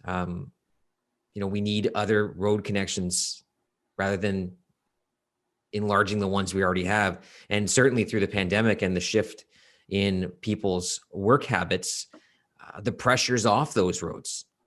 And, can we maintain that reduction in pressure? Because if we maintain that itself is a game changer in terms of what we're talking about for future investment into our roads, and making sure that we're prioritizing the projects that we desperately need for 24 hours a day, and not just for the 3 hours of peak traffic a day. So no, good comments, and I appreciate that. So Councillor Brockington. Thank you, Chair, and good morning to you. Thank you to staff for their presentation today, but for their years of work getting us to this place. I think the first group of local environmentalists I met with happened to be Angela and other Ottawa South residents. So it's funny 6 years later seeing this come together and on some working groups last term of council, where quite frankly there was frustration expressed by the lack of progress. So we've certainly moved forward, and very happy to see this. The cost of not doing this is far greater than the cost that we see outlined in the report. It's not just a financial cost, it's sort of long-term health and social costs that our communities will see by ignoring the real threats of climate change. And inaction really cannot be even a consideration. We must do what we can. The real change is going to be made by cities, municipalities across the planet. That we have a great ability to affect change, and we have to demonstrate that we're ready to act. So it absolutely is a bold, ambitious plan. A few questions, Mr. Chair, and I want to repeat them because I think they're very important to help the public better understand this project. And one is, I'll ask it exactly as I did at the briefing, and that is the independent analysis that has been done, that has been contributed all along during this project to make sure that what's before us is reasonable, it's achievable, that we're living in reality. Certainly a lot of critics have criticized this plan as being not realistic, not achievable. So I would like staff to list the independent analysis that's been done. So I'll just yield the floor at this point. Thank you for the question. As we discussed at the technical briefing, we have worked with technical experts from the beginning of this process. So starting in 2015, we established a series of working groups. We established those working groups to affect the major areas where we know our emissions come from. And we worked with those working groups over the last number of years to do a series of technical pathway studies, which described both where the emissions came from and some of the opportunities that we should be looking at in order to meet council's targets. Separate from that, we've worked with a sounding board that included not only technical experts, but also community representatives, some of which are either here today or who have provided letters of support. That sounding board consisted of over 200 individuals representing almost 90 organizations in Ottawa. And again, it brought both a technical level of expertise as well as a level of expertise on the community side of things. For example, we worked with folks in the building sector. Building and transportation make up the significant portion of where our emissions come from. So in the building sector, we worked with folks in the development industry, in the architect industry. We worked with community organizations like EnviroCenter, who has done countless audits and supported many residential retrofits. Worked with organizations like Hydro Ottawa and Envari on understanding where some of the opportunities may be, not only at residential levels, but also at a commercial level. On the transportation side of things, obviously we've worked with our colleagues in transportation services, both the transit team as well as the transportation planning team. We've worked with federal agencies like NRCan, where we've applied for funding or sought their expertise on a range of topics. We've worked with community organizations like the Electric Vehicle Council of Ottawa and Virtue Car or now Communoto for different perspectives there. So I could go on with other examples like that, but it gives a flavor of the type of organizations that we have worked with. Separate from that, after the technical briefing, we went back to some colleagues across the country because the consultants that we work with have worked with a number of other major cities. And Edmonton, who used the same consultants as us, hired a consultant and did do an independent third-party review of the work that our consultants, SSG, did, and the third-party consultants agreed with the work. So I think it's fair to say that similar work done by this consultant in other major Canadian cities was vetted by a third-party consultant and found to be acceptable, as well as technical input provided through a range of stakeholders throughout the last 5 years. And all of it rolled up into the model, the energy and emissions model and the financial model, which has been presented as part of this package. The model itself has been developed based on a global model by the World Resources Institute with several partners. So it's a global protocol for this kind of work. And those technical experts, either our internal partners or our external partners, provided local input where possible to improve the assumptions, the best practice research, or the academic research that was used as the foundation. Can you describe what will happen at the 1-year mark and 5-year mark as far as ongoing analysis, adjustments, reporting back to this committee, the oversight this committee has going forward? Can you just provide some assurances what's going to happen? Absolutely. Well, energy evolution is is one of 8 priorities outlined in Ottawa's Climate Change Master Plan. Under the Climate Change Master Plan, we have committed to doing annual reports on each of the 8 priorities. So we will come back and do an annual report on energy evolution and the status of those 20 projects, how it's moving forward.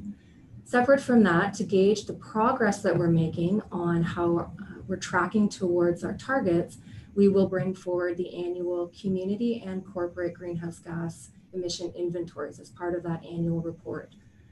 Council approved that Climate Change Master Plan in January, and we aim to bring forward the first annual report and those corporate and community greenhouse gas inventories this December. So we will be back in front of you by the end of the year to provide an update on the other priorities. We have also committed through this staff report and the strategy to rerun the model in 5 years. And in the model, we identify some of the gaps which have been identified earlier today. Rob Barnes, for instance, spoke about the gap related to embodied carbon, and we have ourselves identified that as a gap, something to be considered when we rerun that model in 5 years. And to our colleagues across the corporation who are working on the official plan and supporting master plans, we have committed that if it would be helpful, we would also use the model where possible to run either scenarios if they're trying to evaluate the options which they're considering, and also to include them in potential training so that we ourselves can manipulate the model and not have to go back to our consultants in those shorter periods of time. We, or at least I did, received an email the other day focusing on heat supply and economic opportunities for the city in this regard. And the, I'll just say letter writer was critical that the city's plan is short on heat supply. Can you comment on this, please? Well, what I would say is that one of the 20 projects, we do identify community heating strategy as a core area for us to consider over the next 5 years. The issue that you identify is related to heating using biomass. So typically using, as an example, a type of wood to create heat. We have steered away from that intentionally. We had conversations, and our consultants had conversations about biomass through the technical pathway studies. And the individual that you identified has been involved in this process since the beginning. So a combination of recommendations from our consultants based on best science, international best practices, and academic research suggests that we should not consider biomass because it's not necessarily carbon neutral. So our consultants made that recommendation, we accepted it. We also left it out because carbon sequestration is part of the climate change master plan. It's another of the 8 priorities which has been identified. And also in conversation with potential partners in the city, like PSPC through the federal government, we found that they were moving away from biomass because of concerns related to carbon neutrality. And so a combination of global science, best practices, consultant recommendations, and local context left us to leave biomass out. Now that said, given that we have community heating as one of our 20 projects, we will be looking at a range of options. And although we've proposed these 20 projects over the next 5 years, we are certainly not married to them as they are currently written. They will be further developed and refined as the process continues. One last question, and then I'll yield the floor. Mr. Chair, I don't want to put you on the spot, but this is a major strategy. We have a council rep on the FCM. I am your rep on AMO. We have local MPPs and MPs here that I think deserve at some point a briefing to let them know in person what our strategy is and opportunities to work with both levels of government going forward.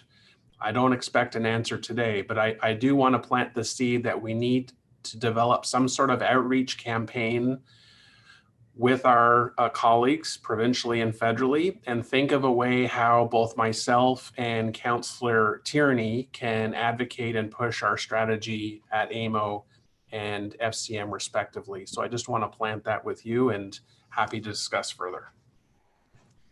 Yeah, no, I think that's a good idea. I mean, why not make an attempt with the 3 of us and whoever else is interested to set up a meeting. Obviously, virtually it makes it somewhat easier with our local.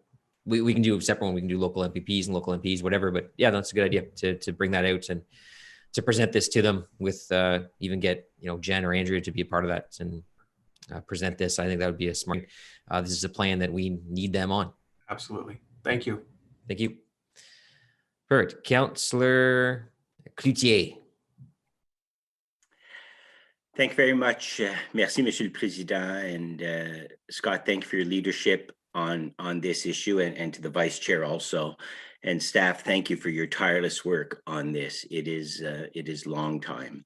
And to the community stakeholders that who spoke today and who have written to us, thank you for your advocacy and your work. And simply put, it is crystal clear to me that we need to achieve this. This is one of the most important reports we're going to consider in this term of council. But the fact is, we're making serious decisions that are going to hold future staff and future councils to commitments down the road. It sets a course of action to about 2050. And of course, as was said, the cost of not acting is unfathomable. The report calls in real dollars, in current dollars, about $30 billion, and we don't have that money in the bank. And staff, if I think on slide 11 this year, I just want to set the table, the financial table. We need to fund this for 12 years to 2032 before there is a net return on investment. And I think that was your slide 11 today, where we see the net cost, the net benefit switch. In 2026, the net cost will be $2.5 billion, and that is 6 years from now. Let's say we currently have a budget in the city of Ottawa of $4 billion, and let's say it's about $5.5 or $6 billion in 2026. I think that's the financial environment that we are setting up just in the next term of council. And as the chair said, I don't know if he said it today or in the technical briefing, and it's quite clear, we can't do it alone. We cannot do this without the federal and the provincial government at the table actively, and with other organizations, certainly not with the tax structure that we have with municipal taxes. Ms. Keller-Herzog and I believe Ms. Glass alluded to they use the word being nimble and having the capacity to take advantage of the opportunities that will come forward. And higher levels of government, I believe, will come forward with the stimulus programs to recover. And we will need to jump on those opportunities when they become available. So my question to staff is, how can we arrange our departments, affairs, staff to be able to jump on those opportunities? They'll come quickly because those provincial and federal levels of government are dealing with the political reality too, and they will want to come forward, and financial realities, and they will want to come forward with those programs. We need to be ready, and certainly cities all across Canada is where climate change action will have the most impact. It's where 90% of our populations live in Canada. So if staff can address how we can be ready to jump on those opportunities, to react within weeks or months when those opportunities come from the federal and the provincial government, because again, with the financial picture that I painted a little bit, and with the reality, we cannot do this alone. And we want this to succeed. And I believe that is where the rubber hits the road with respect to getting things done. Can staff comment on that? Absolutely. Thank you for the question.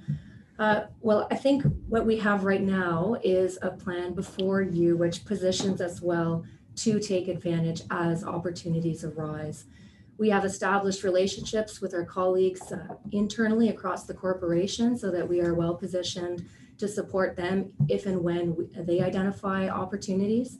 We ourselves are monitoring and taking advantage of any opportunities that we identify. We have submitted a number of funding proposals to a range of organizations to advance this work. We have identified projects specifically for economic recovery and stimulus funding when and if available. We have established internal working groups with staff and external partners to move things forward on the project front. We've established a Tiger team of general managers, including the Chief Financial Officer, Ottawa Public Health, the Director of the City Manager's Office, and included the Mayor's Office as an optional.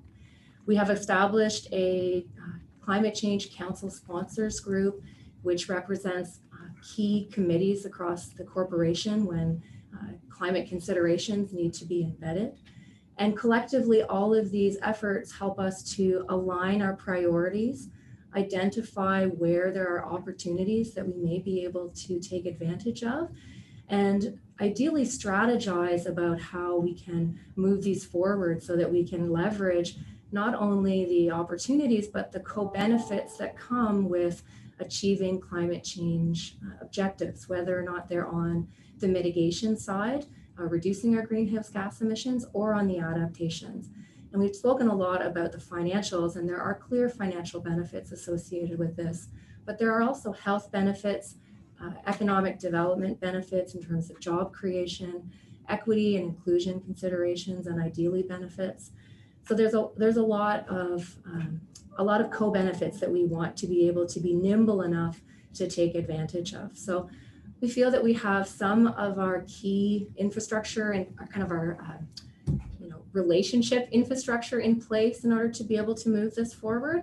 But we know it won't stop there. One of the climate change master plan priorities is to establish a governance structure, a community-wide governance structure to be able to mobilize, align, and scale up Ottawa's efforts, because we know that we can't do it alone. And although the climate change resiliency team works with colleagues across the corporation to provide technical support and to advance their own projects, we also do the same for our community partners. And where they're providing or applying for funding, we provide letters of support. After today, I will be submitting 4 more letters of support to the environment and climate change funding proposal that was identified earlier. So we will be working closely with those community partners and ideally establishing a community-wide governance structure, because we know that we can't do it alone. And we know that having a way and a systemic way to coordinate conversations, align efforts, establish priorities, and identify resources to move this forward will be critical to its success.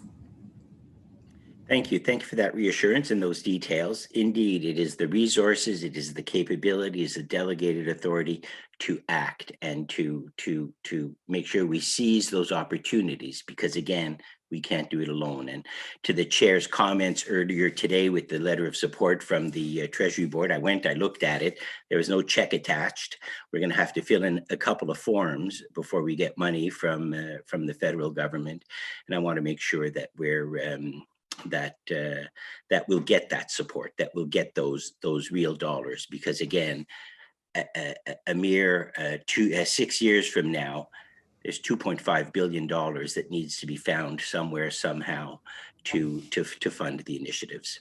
Well, and thank you for the reminder, Councillor. I neglected to say that we have been in direct conversation with federal departments such as Infrastructure Canada about funding that may be available. We've also had conversations about resourcing and staffing with NRCan. And we are in continuous conversation with the Federation of Canadian Municipalities about the range of funding streams which we hope to apply for and have already applied for, as well as the Ministry of Energy at the provincial level. Noted. Again, thank you, staff, for your work on this. I will absolutely be supporting the report. Thank you, Chair. Merci. Thank you. I know, I think just on the cost, I mean, I mentioned earlier, but the skeptics out there say it's too much. A plan like this isn't going to get more affordable the longer we wait. If we hold off a term or two and just do it then, 57 isn't going down. It's only going to go up. The need to invest and to find savings and be more efficient is today. And that's what we're here for today. So, I think it's important to have that perspective. So we will move on now to Councillor McKenney, my favorite Somerset Ward councillor. I'm going to tell Diane Holmes you said that. Well, current. My favorite current. Okay, fair enough, fair enough. Okay, good. Thank you. Thank you for this. I appreciate the immense amount of work that went into this. It was a lot just to read it, let alone develop it and think it through. So thank you to everyone who was involved. It really is something. I've now printed it off, and it's going to get dog-eared over the years, and we can continue to go back to it and think about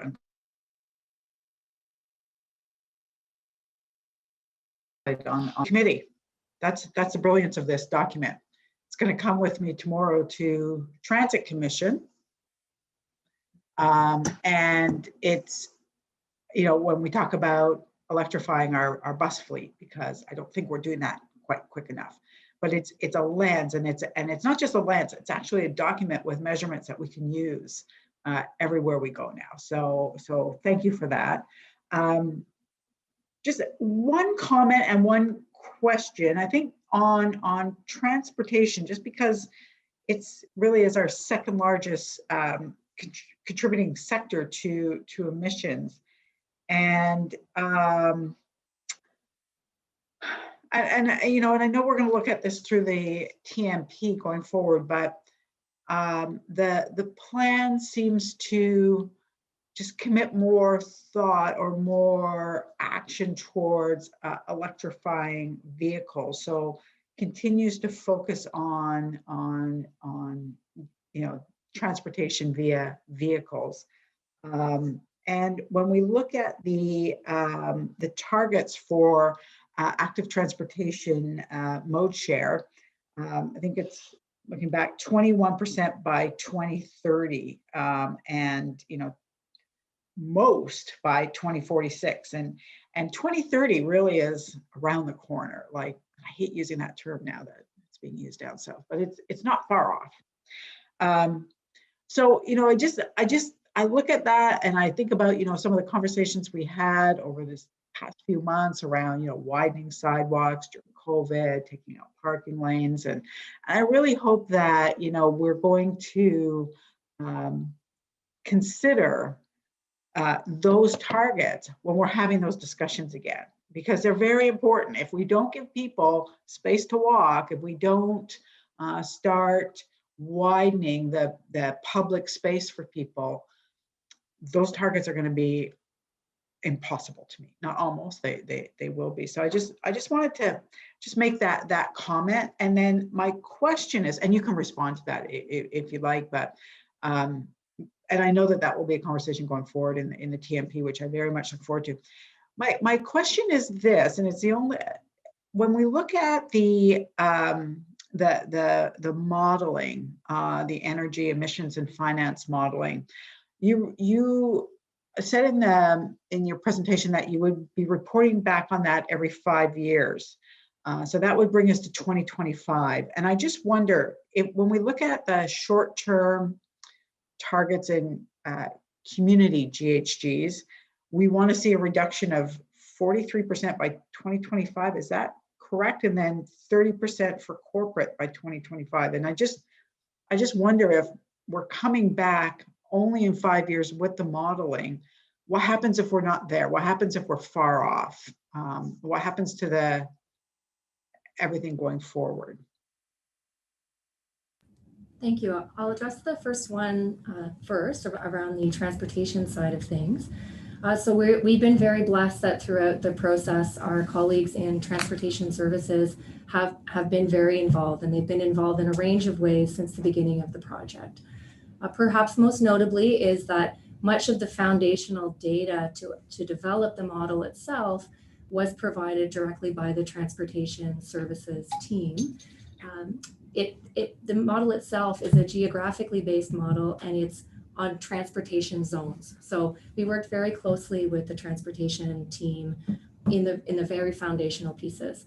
They of course participated through working groups, technical working groups over the development of the pathways, and they have provided a significant amount of input into those 20 projects which have been identified.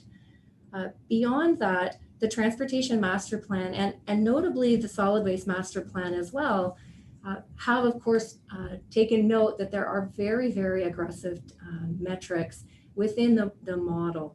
And based on a number of conversations with staff leading those solid waste and transportation master plans, both the TMP and Solid Waste Master Plan have committed to evaluating a scenario in line with energy evolution.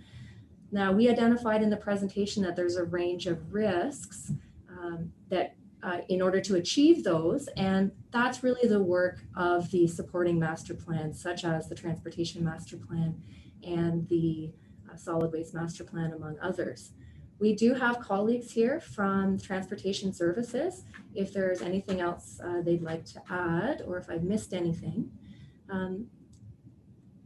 On the second point, on your concern is a good one. We set very, very aggressive targets in the short term. And I want to assure you that we are coming back on an annual basis to report on our community and corporate greenhouse gas emissions. So we'll see year by year how we're tracking to those 5-year targets. we won't have to rerun the model in 5 years. We won't have to rerun the model in 5 years to see if we're on track. I think the important part in 5 years is we're actually going to want to see in 5 years that after we have made it through these other very important documents, such as the official plan and master plan, that our business as planned model changes, that we want to see that that curve is coming down, as well as the corporate and community GHG emission inventories that we will bring forward on an annual basis. Okay. Okay, that certainly answers my concerns about, you know, making sure that we're tracking. So thank you. Thanks, Chair. Thank you. Now moving to Councillor King. And by the way, the future is up to you. You're one of the newest ones here. It's really you and Councillor Kitts. It's all on you. Well, at least I'm not the only newbie chair. I there's a new newbie, which is good. I know you're like old hat now. You know? Go ahead. Well, I appreciate the opportunity really to thank staff for the great work that they've done. Obviously, climate change is the most serious challenge really confronting us as a city, as a society. In all elements. So I'm very gratified by the work that has been undertaken. I did note in the report that there was a section that dealt with equity and inclusion. And so I do have some questions to staff around that concerning the role of everyone, you know, playing a part to reduce greenhouse gas emissions. It has been noted, of course, that issues of poverty, affordable housing, and climate change are interrelated and are challenges that are wrapped up with this process. And I know that the report identified the potential use of a tool, of an energy poverty and equity explorer tool, to really understand the equity and inclusion challenges around implementing climate programs like the one that's proposed. So I was just wondering if staff could comment on the potential application of the tool, because there wasn't much comment about that. There was a comment about the existence of a tool, but not its specific application to this strategy. Thank you for the question. The tool that you're referring to, the equity and the energy and equity tool, was developed as a partnership across the country. We work with 17 large and leading municipalities across Canada through a network called CUSP, or the Canadian Urban Sustainability Practitioners Network. And we meet every 2 weeks with that network.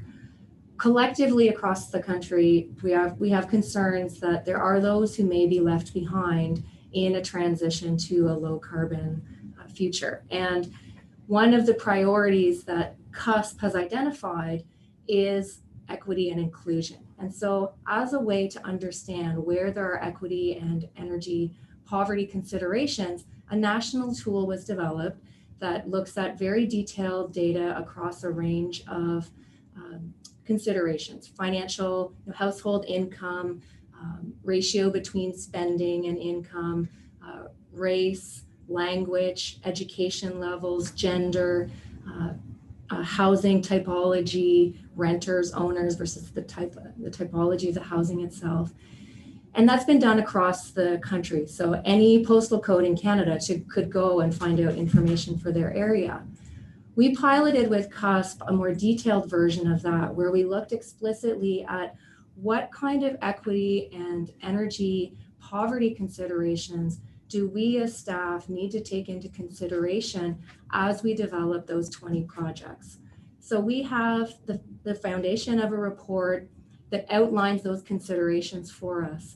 And after this report goes forward and we continue our work in each of these 20 projects, we have data to look at and figure out where do we need to consider this data in the development of these projects. Beyond that, we recognize that we have to have more conversations with people with lived experience in these equity and inclusion or vulnerable communities. And one of the letters of support I will be providing later today is to the Ottawa Community Foundation and to the Ottawa Climate Action Fund. We heard from the Executive Director, Steve Winkleman, who is proposing to actually build some of that social infrastructure to catalyze more conversations about this issue specifically. So we recognize there's a lot of work to be done. We have some data which can help inform it, and we're hopeful about some of the social infrastructure that partners, not only across the corporation, but in the community can help establish to move this important aspect forward. That's excellent. I appreciate that. And I hope that the work of the new anti-racism secretariat will also factor in.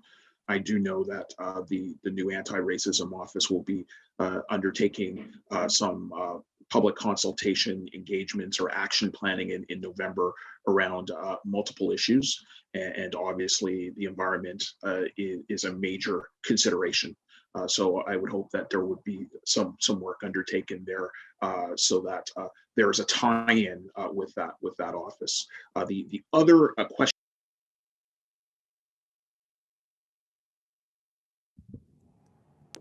Sorry about that. Another I suppose question I had really emerged from some of the discussion that emerged from Ecology Ottawa around the idea of factoring embodied carbon into our analysis. Can staff really speak to how that might be undertaken, if any thought has been given to that, and what that might look like as we move forward?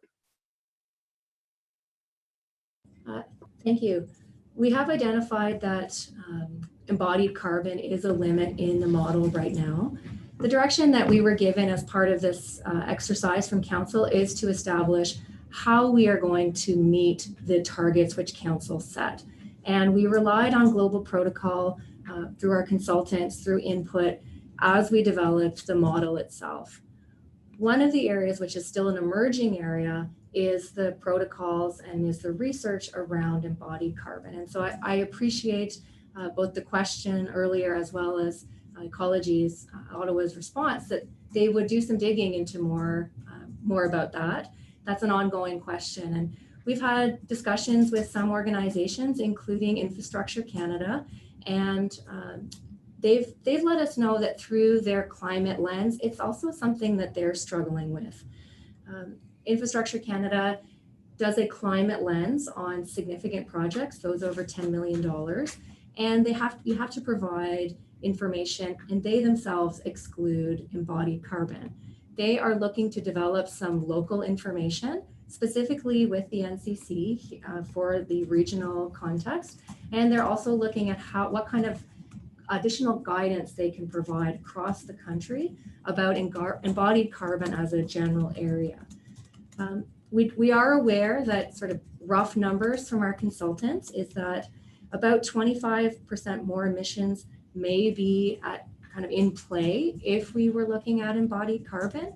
And it's something that isn't precluded from us considering as we go through the development of projects for the efficiencies around responding to the direction that Council gave us to come back on how we're going to meet our targets and to stick within sort of best practices related to the modeling work that has been done.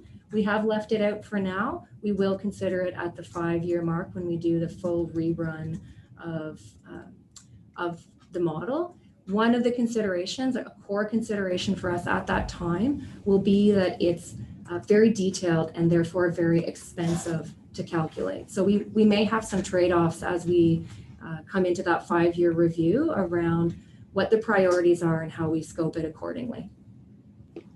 Thank you for that. I think that their question was very important because I think it's important for us to consider the full life cycle costs of carbon and its full costs, not just the end use. So that's important. I do have one final question, and it does revolve around the creation of clean industries in Ottawa. I know that it was pointed out that there are a number of companies that might be able to develop synergies based on this plan and in terms of moving it forward. I was just wondering if you could speak to the connections with industry, especially clean energy industry in Ottawa, and how they might be of benefit to this plan. Sorry, I wasn't paying attention. Okay. Pass that to me. Thank you. I'm going to start, and then we'll ask Dawn Herwire as the Director of the Economic Development and Long Range Planning branch to weigh in. So your question was related to clean industry and sort of what role could that play? And I would say that generally speaking, we know that clean industry or green tech is on the rise globally. We know that it's on the rise nationally, and we are heartened to see that in some cases it is also on the rise locally. So we see that there are certainly lots of potential, and Ottawa has a tremendous environment in which these kinds of technologies, clean industries and green tech can thrive. And so we are obviously looking for partners in a range of areas, because climate change touches so many different aspects. The ones, of course, we often think of are related to renewable energy, but also as we look forward, we are going to need more technology through the waste sector, through our transportation sectors. Certainly high-tech sector that we want to be able to build on, and the notion that has had some traction with council is the notion of the smart city. And there are tons of opportunities, and Councillor King, we've had some conversations in the past where we've identified some opportunities for smart buildings and smart transportation. We heard from Councillor Harder earlier today, alluding to some of the smart farm and some opportunities there. So we certainly know that it's a burgeoning and growing and important industry for us to capitalize on. And we look forward to working with partners and having those opportunities identified for us so that we may be able to take advantage if and when the opportunities arise. I'll just pause and ask if Dawn Herwire wanted to add anything from an economic development perspective. Thanks, Andrea. No, I think that's a very thorough response. We heard from Councillor Harder on one thing going on in terms of the ABIC facility. The smart farm is obviously key as we shift in terms of smart agriculture. One other program I could see applying is we have an innovation pilot program in our economic development group that takes in ideas from the private sector. And this year we shifted our focus to things that would help us in terms of the COVID situation. But I could see an expanded program there in terms of technology and things that would help the city respond in terms of that emerging technology. So lots of opportunities. Well, thank you for that comment. Those are all my questions, but I primarily wanted to focus on the idea that this should be a virtuous cycle as well. There's a lot of spending that needs and investment that needs to be undertaken, but ideally we want to ensure that that's also growing green industry, and that's growing green industry in our city. Thank you, Chair. Thank you, Councillor King. I'm just going to take a second here. Can I get members of committee to turn their cameras on? I like to be able to see quorum. I know Councillor DeRuse had to step away for 10 minutes. So that's good. Perfect. Now with that, Councillor Menard, I'm going to step away for a second. Okay. You have the con. Councillor Teresa Kavanaugh's up next. Thanks. Okay, Councillor Kavanaugh.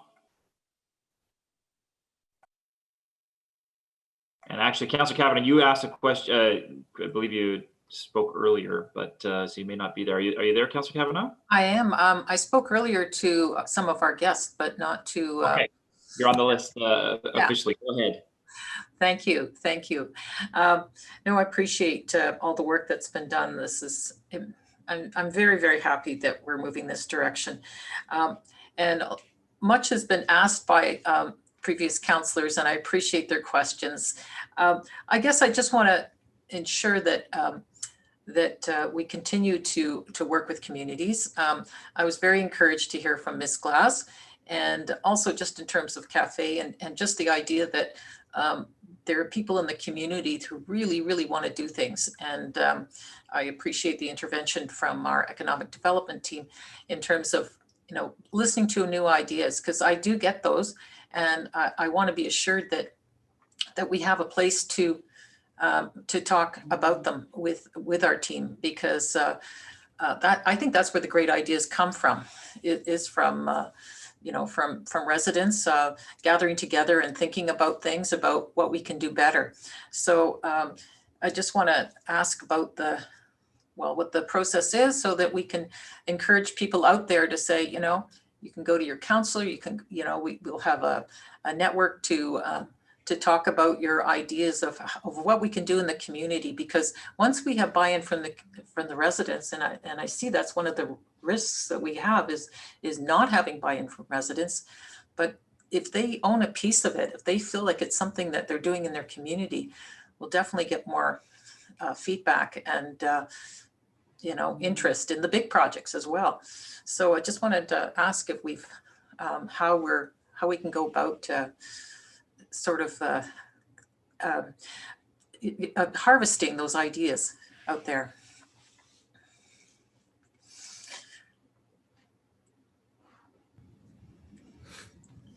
Councillor, I'll start, and I'll speak more generally about sort of the climate change file, and then I'll look to Don to see if he wants to add anything specific on the ideas about economic development.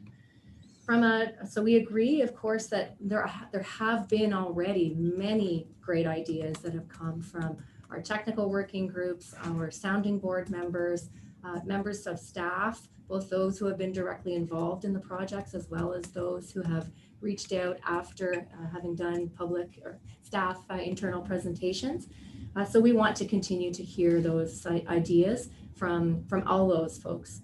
As part of the project package, which is before you, there is an outreach and education package included. And we expect and hope to work with partners like some of those who spoke today in order to be able to reach broader audiences. We are blessed on our team not only to have technical experts, but we also have a communication and outreach staff who is dedicated to this and who has already built a climate change newsletter following of, I think we're at about 3,000 followers. We have tremendous support from our public information and media relations staff and from Ottawa Public Health, who also want to share and promote these messages, not just about collecting ideas, but perhaps even more importantly about how individuals can take action, because that's something we've heard many times, that because the plan itself covers so many aspects and it's so technical in some cases and very detailed in others, that people want to know what to do. And so as we make this switch into an implementation focus going forward, part of our efforts will be dedicated to ensuring that not only can we continue to collect ideas as the projects are developed, but that we can maintain focus on what individuals, organizations, and businesses themselves can do to help align with and advance the objectives or projects outlined in this package. Great, thank you. So we'll keep them coming. I just wanted to get your comments about the new Blue Box program that the province is putting forward. Does this fit in to what we're doing here? Well, we are again blessed to have a roster of staff on the call. We have staff here from the Solid Waste Master Plan. So Nicole, could I pass that question over to you? Sure. Thank you very much, Councillor.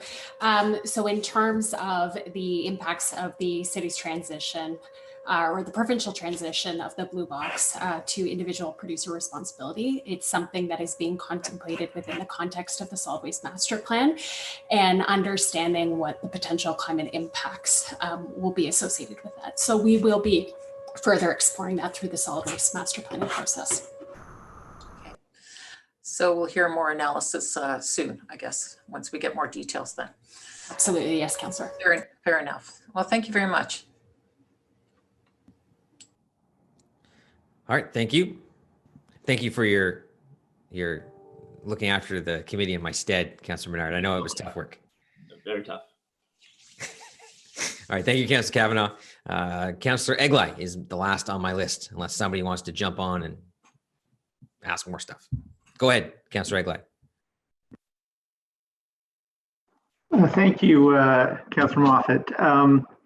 So first, I like a lot of my colleagues, want to thank staff. This was a major undertaking, you know, the product you come forward with is progressive and substantive, action item oriented type approach. So that's appreciated.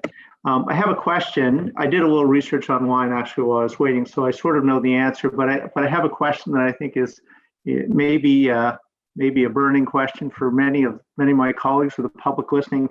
You've made reference several times to the Tiger team, and that sounds really cool to have a Tiger team out there and very aggressive and sleek and efficient and everything else. But maybe you can explain exactly what a Tiger team is for those who may be unfamiliar with the term, and what that team will be doing as part of the overall project. Thank you. Well, we certainly did not name it. It was a name that started in an earlier phase of energy evolution. So over the course of the project, there have been 2 separate Tiger teams established. The concept of the Tiger team is that it engages the most senior management levels in order to align, coordinate, and ideally advance the priorities which have been established. And so having a forum in which we can bring cross-departmental and cross-corporate considerations to the most senior management team in order to get their input, figure out how to position it, identify opportunities where we may be able to, and also to address concerns that they have, will help us, we hope and we think, move this through in a more systematic way through the corporation. So we'll be bringing questions for the climate change master plan, not just energy evolution, but questions related to both the on the mitigation side as well as the adaptation side to the climate change Tiger team, so that we can advance the climate change master plan and the 8 priorities within it. Thank you for that. I appreciate that. My second question has to do with me kind of putting on my chair of Ottawa Public Health. We've talked a lot this morning about, you know, potential savings down the road. It sounds like it's a big financial ticket, but when you look at it in the long range and what it's going to produce and the money it's going to save, I think it's pretty obvious to everybody on this committee that, you know, improve our environment and we're going to improve our health for the citizens of Ottawa. And I'm just wondering if you can talk to that a little bit, and how you are going to track the outputs, if you will, of the plan going forward, and what sort of goalposts you're going to look at to be able to say to us that you are achieving positive results out of this. And in particular, I guess, as I say, I'm interested in seeing how you're tracking, or do you have a plan to track what the positive health outcomes are going to be of the various initiatives that you've set out for us today? It's an insightful question, Councillor, and we agree that that the health considerations associated with climate change are critical, and of course they're a major driver for why we need to make change in this file. It's so important to us that we are actually seconded 50% staff from Ottawa Public Health to be a member of the climate change and resiliency team, and that has really helped, even in this time of the pandemic, solidify where our messaging and where our opportunities may align.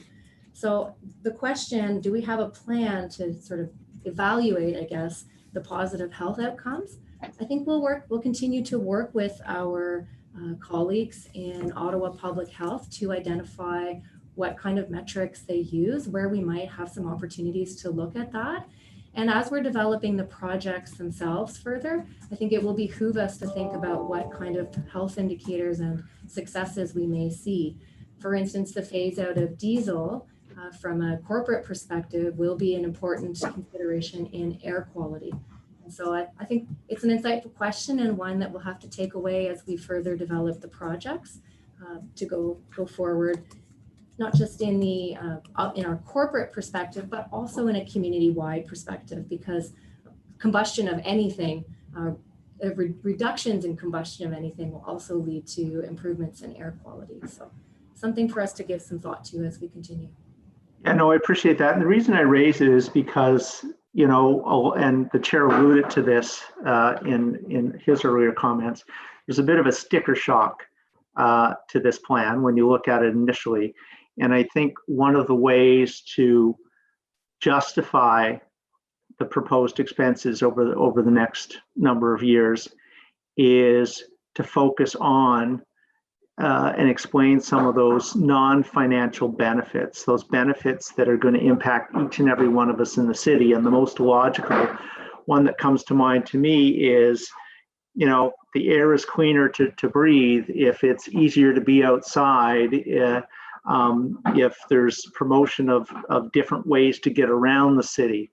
All those things are going to impact positively on people's health. So I appreciate you may not have a plan, but to sort of come back and speak to those things directly, I equally appreciate that you're going to take that away and have a look at that and find a way to do it, because I think it's a good way to sell the plan to those who may be skeptical out there about an investment of this size, and you know, what are we getting for it?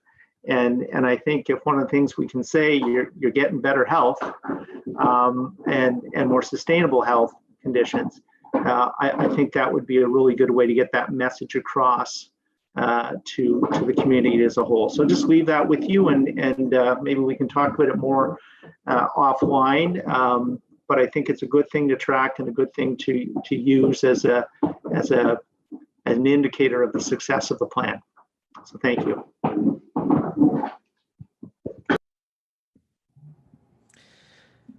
Thank you.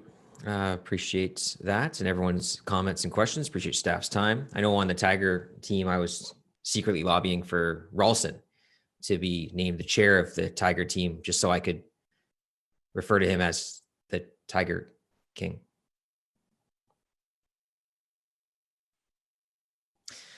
All right. So on the item, and I'll just go right through all of the recommendations. So at the Standing Committee on Environmental Protection, Water and Waste Management, recommend that Council, 1, receive the final report for Energy Evolution, Ottawa's Community Energy Transition Strategy, and supporting documents attached as Document 1 through Document 9 and summarized in this report. 2, receive the list of projects identified as Documents 7 and 8 to be more developed by staff and brought forward before Standing Committee and Council for approval where required. 3, direct staff leading new or updates to city plans, strategies, and policies to take into consideration the energy emissions model and the city's greenhouse gas reduction targets in the development of such plans, strategies, and policies. And 4, approve that the 2019 Hydro Ottawa dividend surplus of $2.6 million be used to fund the proposed spending plan attached as Document 11 and summarized in this report. On that item. Carried. Yes. Carried. Emphatic yes from Councillor Cucci. Thank you so much. Appreciate again your time today. Appreciate everyone that came out to speak today. And obviously this won't be the end of it. We'll talk about this more. I know it won't be the biggest story in the news today, but it's an important step in the right direction for the city of Ottawa and our community as a whole. Oh, as amended. Carried as amended. As amended. Otherwise, this Rachowski over there will just give me the gears. Okay. In-camera items, there are none. Information previously distributed. A update on the new Island Water Purification Plant project. You would have all received that. Notices of motion. We have 2 that I know of from Councillor Menard, both related to the discussion today. Yeah, thank you very much, Chair. It's timely, and both have been through some staff process. I really want to thank staff for going through and helping with some edits to these. Do you want me to read them both out in full, or just the be it resolved that? Yeah, just the resolution. Just the resolution's fine. Yeah. So this one is on the climate change master plan, energy evolution, Ottawa's community energy transition strategy final report, and it's funding cost-effective energy evolution projects. And therefore be it resolved that the Standing Committee on Environmental Protection, Water and Waste Management recommend to the Finance and Economic Development Committee that the next long-range financial plans consider the affordability of raising the debt limit for projects in energy evolution that either generate income or savings to the city.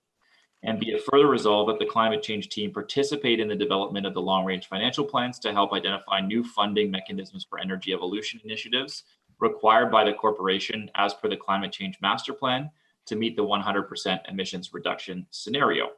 That's a notice of motion there.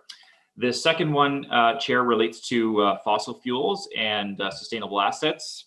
We've not done very well financially with these investments of late.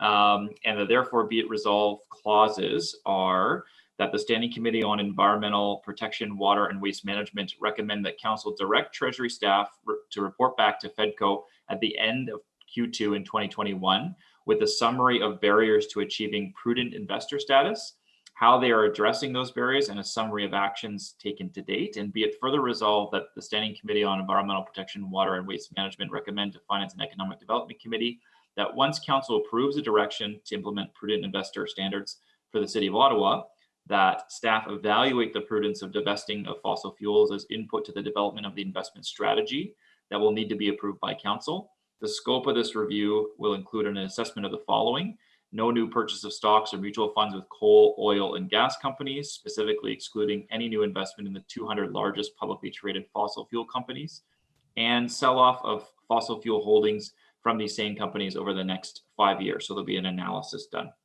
I'll leave it back to you, Chair. Thank you for that. So that'll be on our next committee agenda. So we'll discuss that in detail then. So thank you for that. Let me get back to my agenda here. All right. So no, I haven't received any further notices of motion from anyone else. Inquiries. I have one. Oh, excellent. Go ahead. Chair, would staff please inform the committee plans to host hazardous waste depots in 2021, including locations better dispersed across the city, and provide opportunities for walk-up drop-offs? Thanks. Did you share that with Chris? Does he have that? I will type it up. Okay. Oh yes, I see it written, handwritten. But yeah, on that, I mean, just on this year. I know. Okay. Yeah. Well, just even for the public sake, we tried to come up with solutions to better serve the entire city. We didn't. I mean, our three extended household hazardous waste depots were at Conroy, Carp Road, and now Barhaven starting tomorrow until the 25th from 8 to 4 every day. And it's just because we did the extended ones, and normally our preferred downtown area location would be Tunney's Pasture, but we can't get it. We can't do it for 5 straight days. And we also need to have a secure site. So hopefully, which we couldn't have a secure site at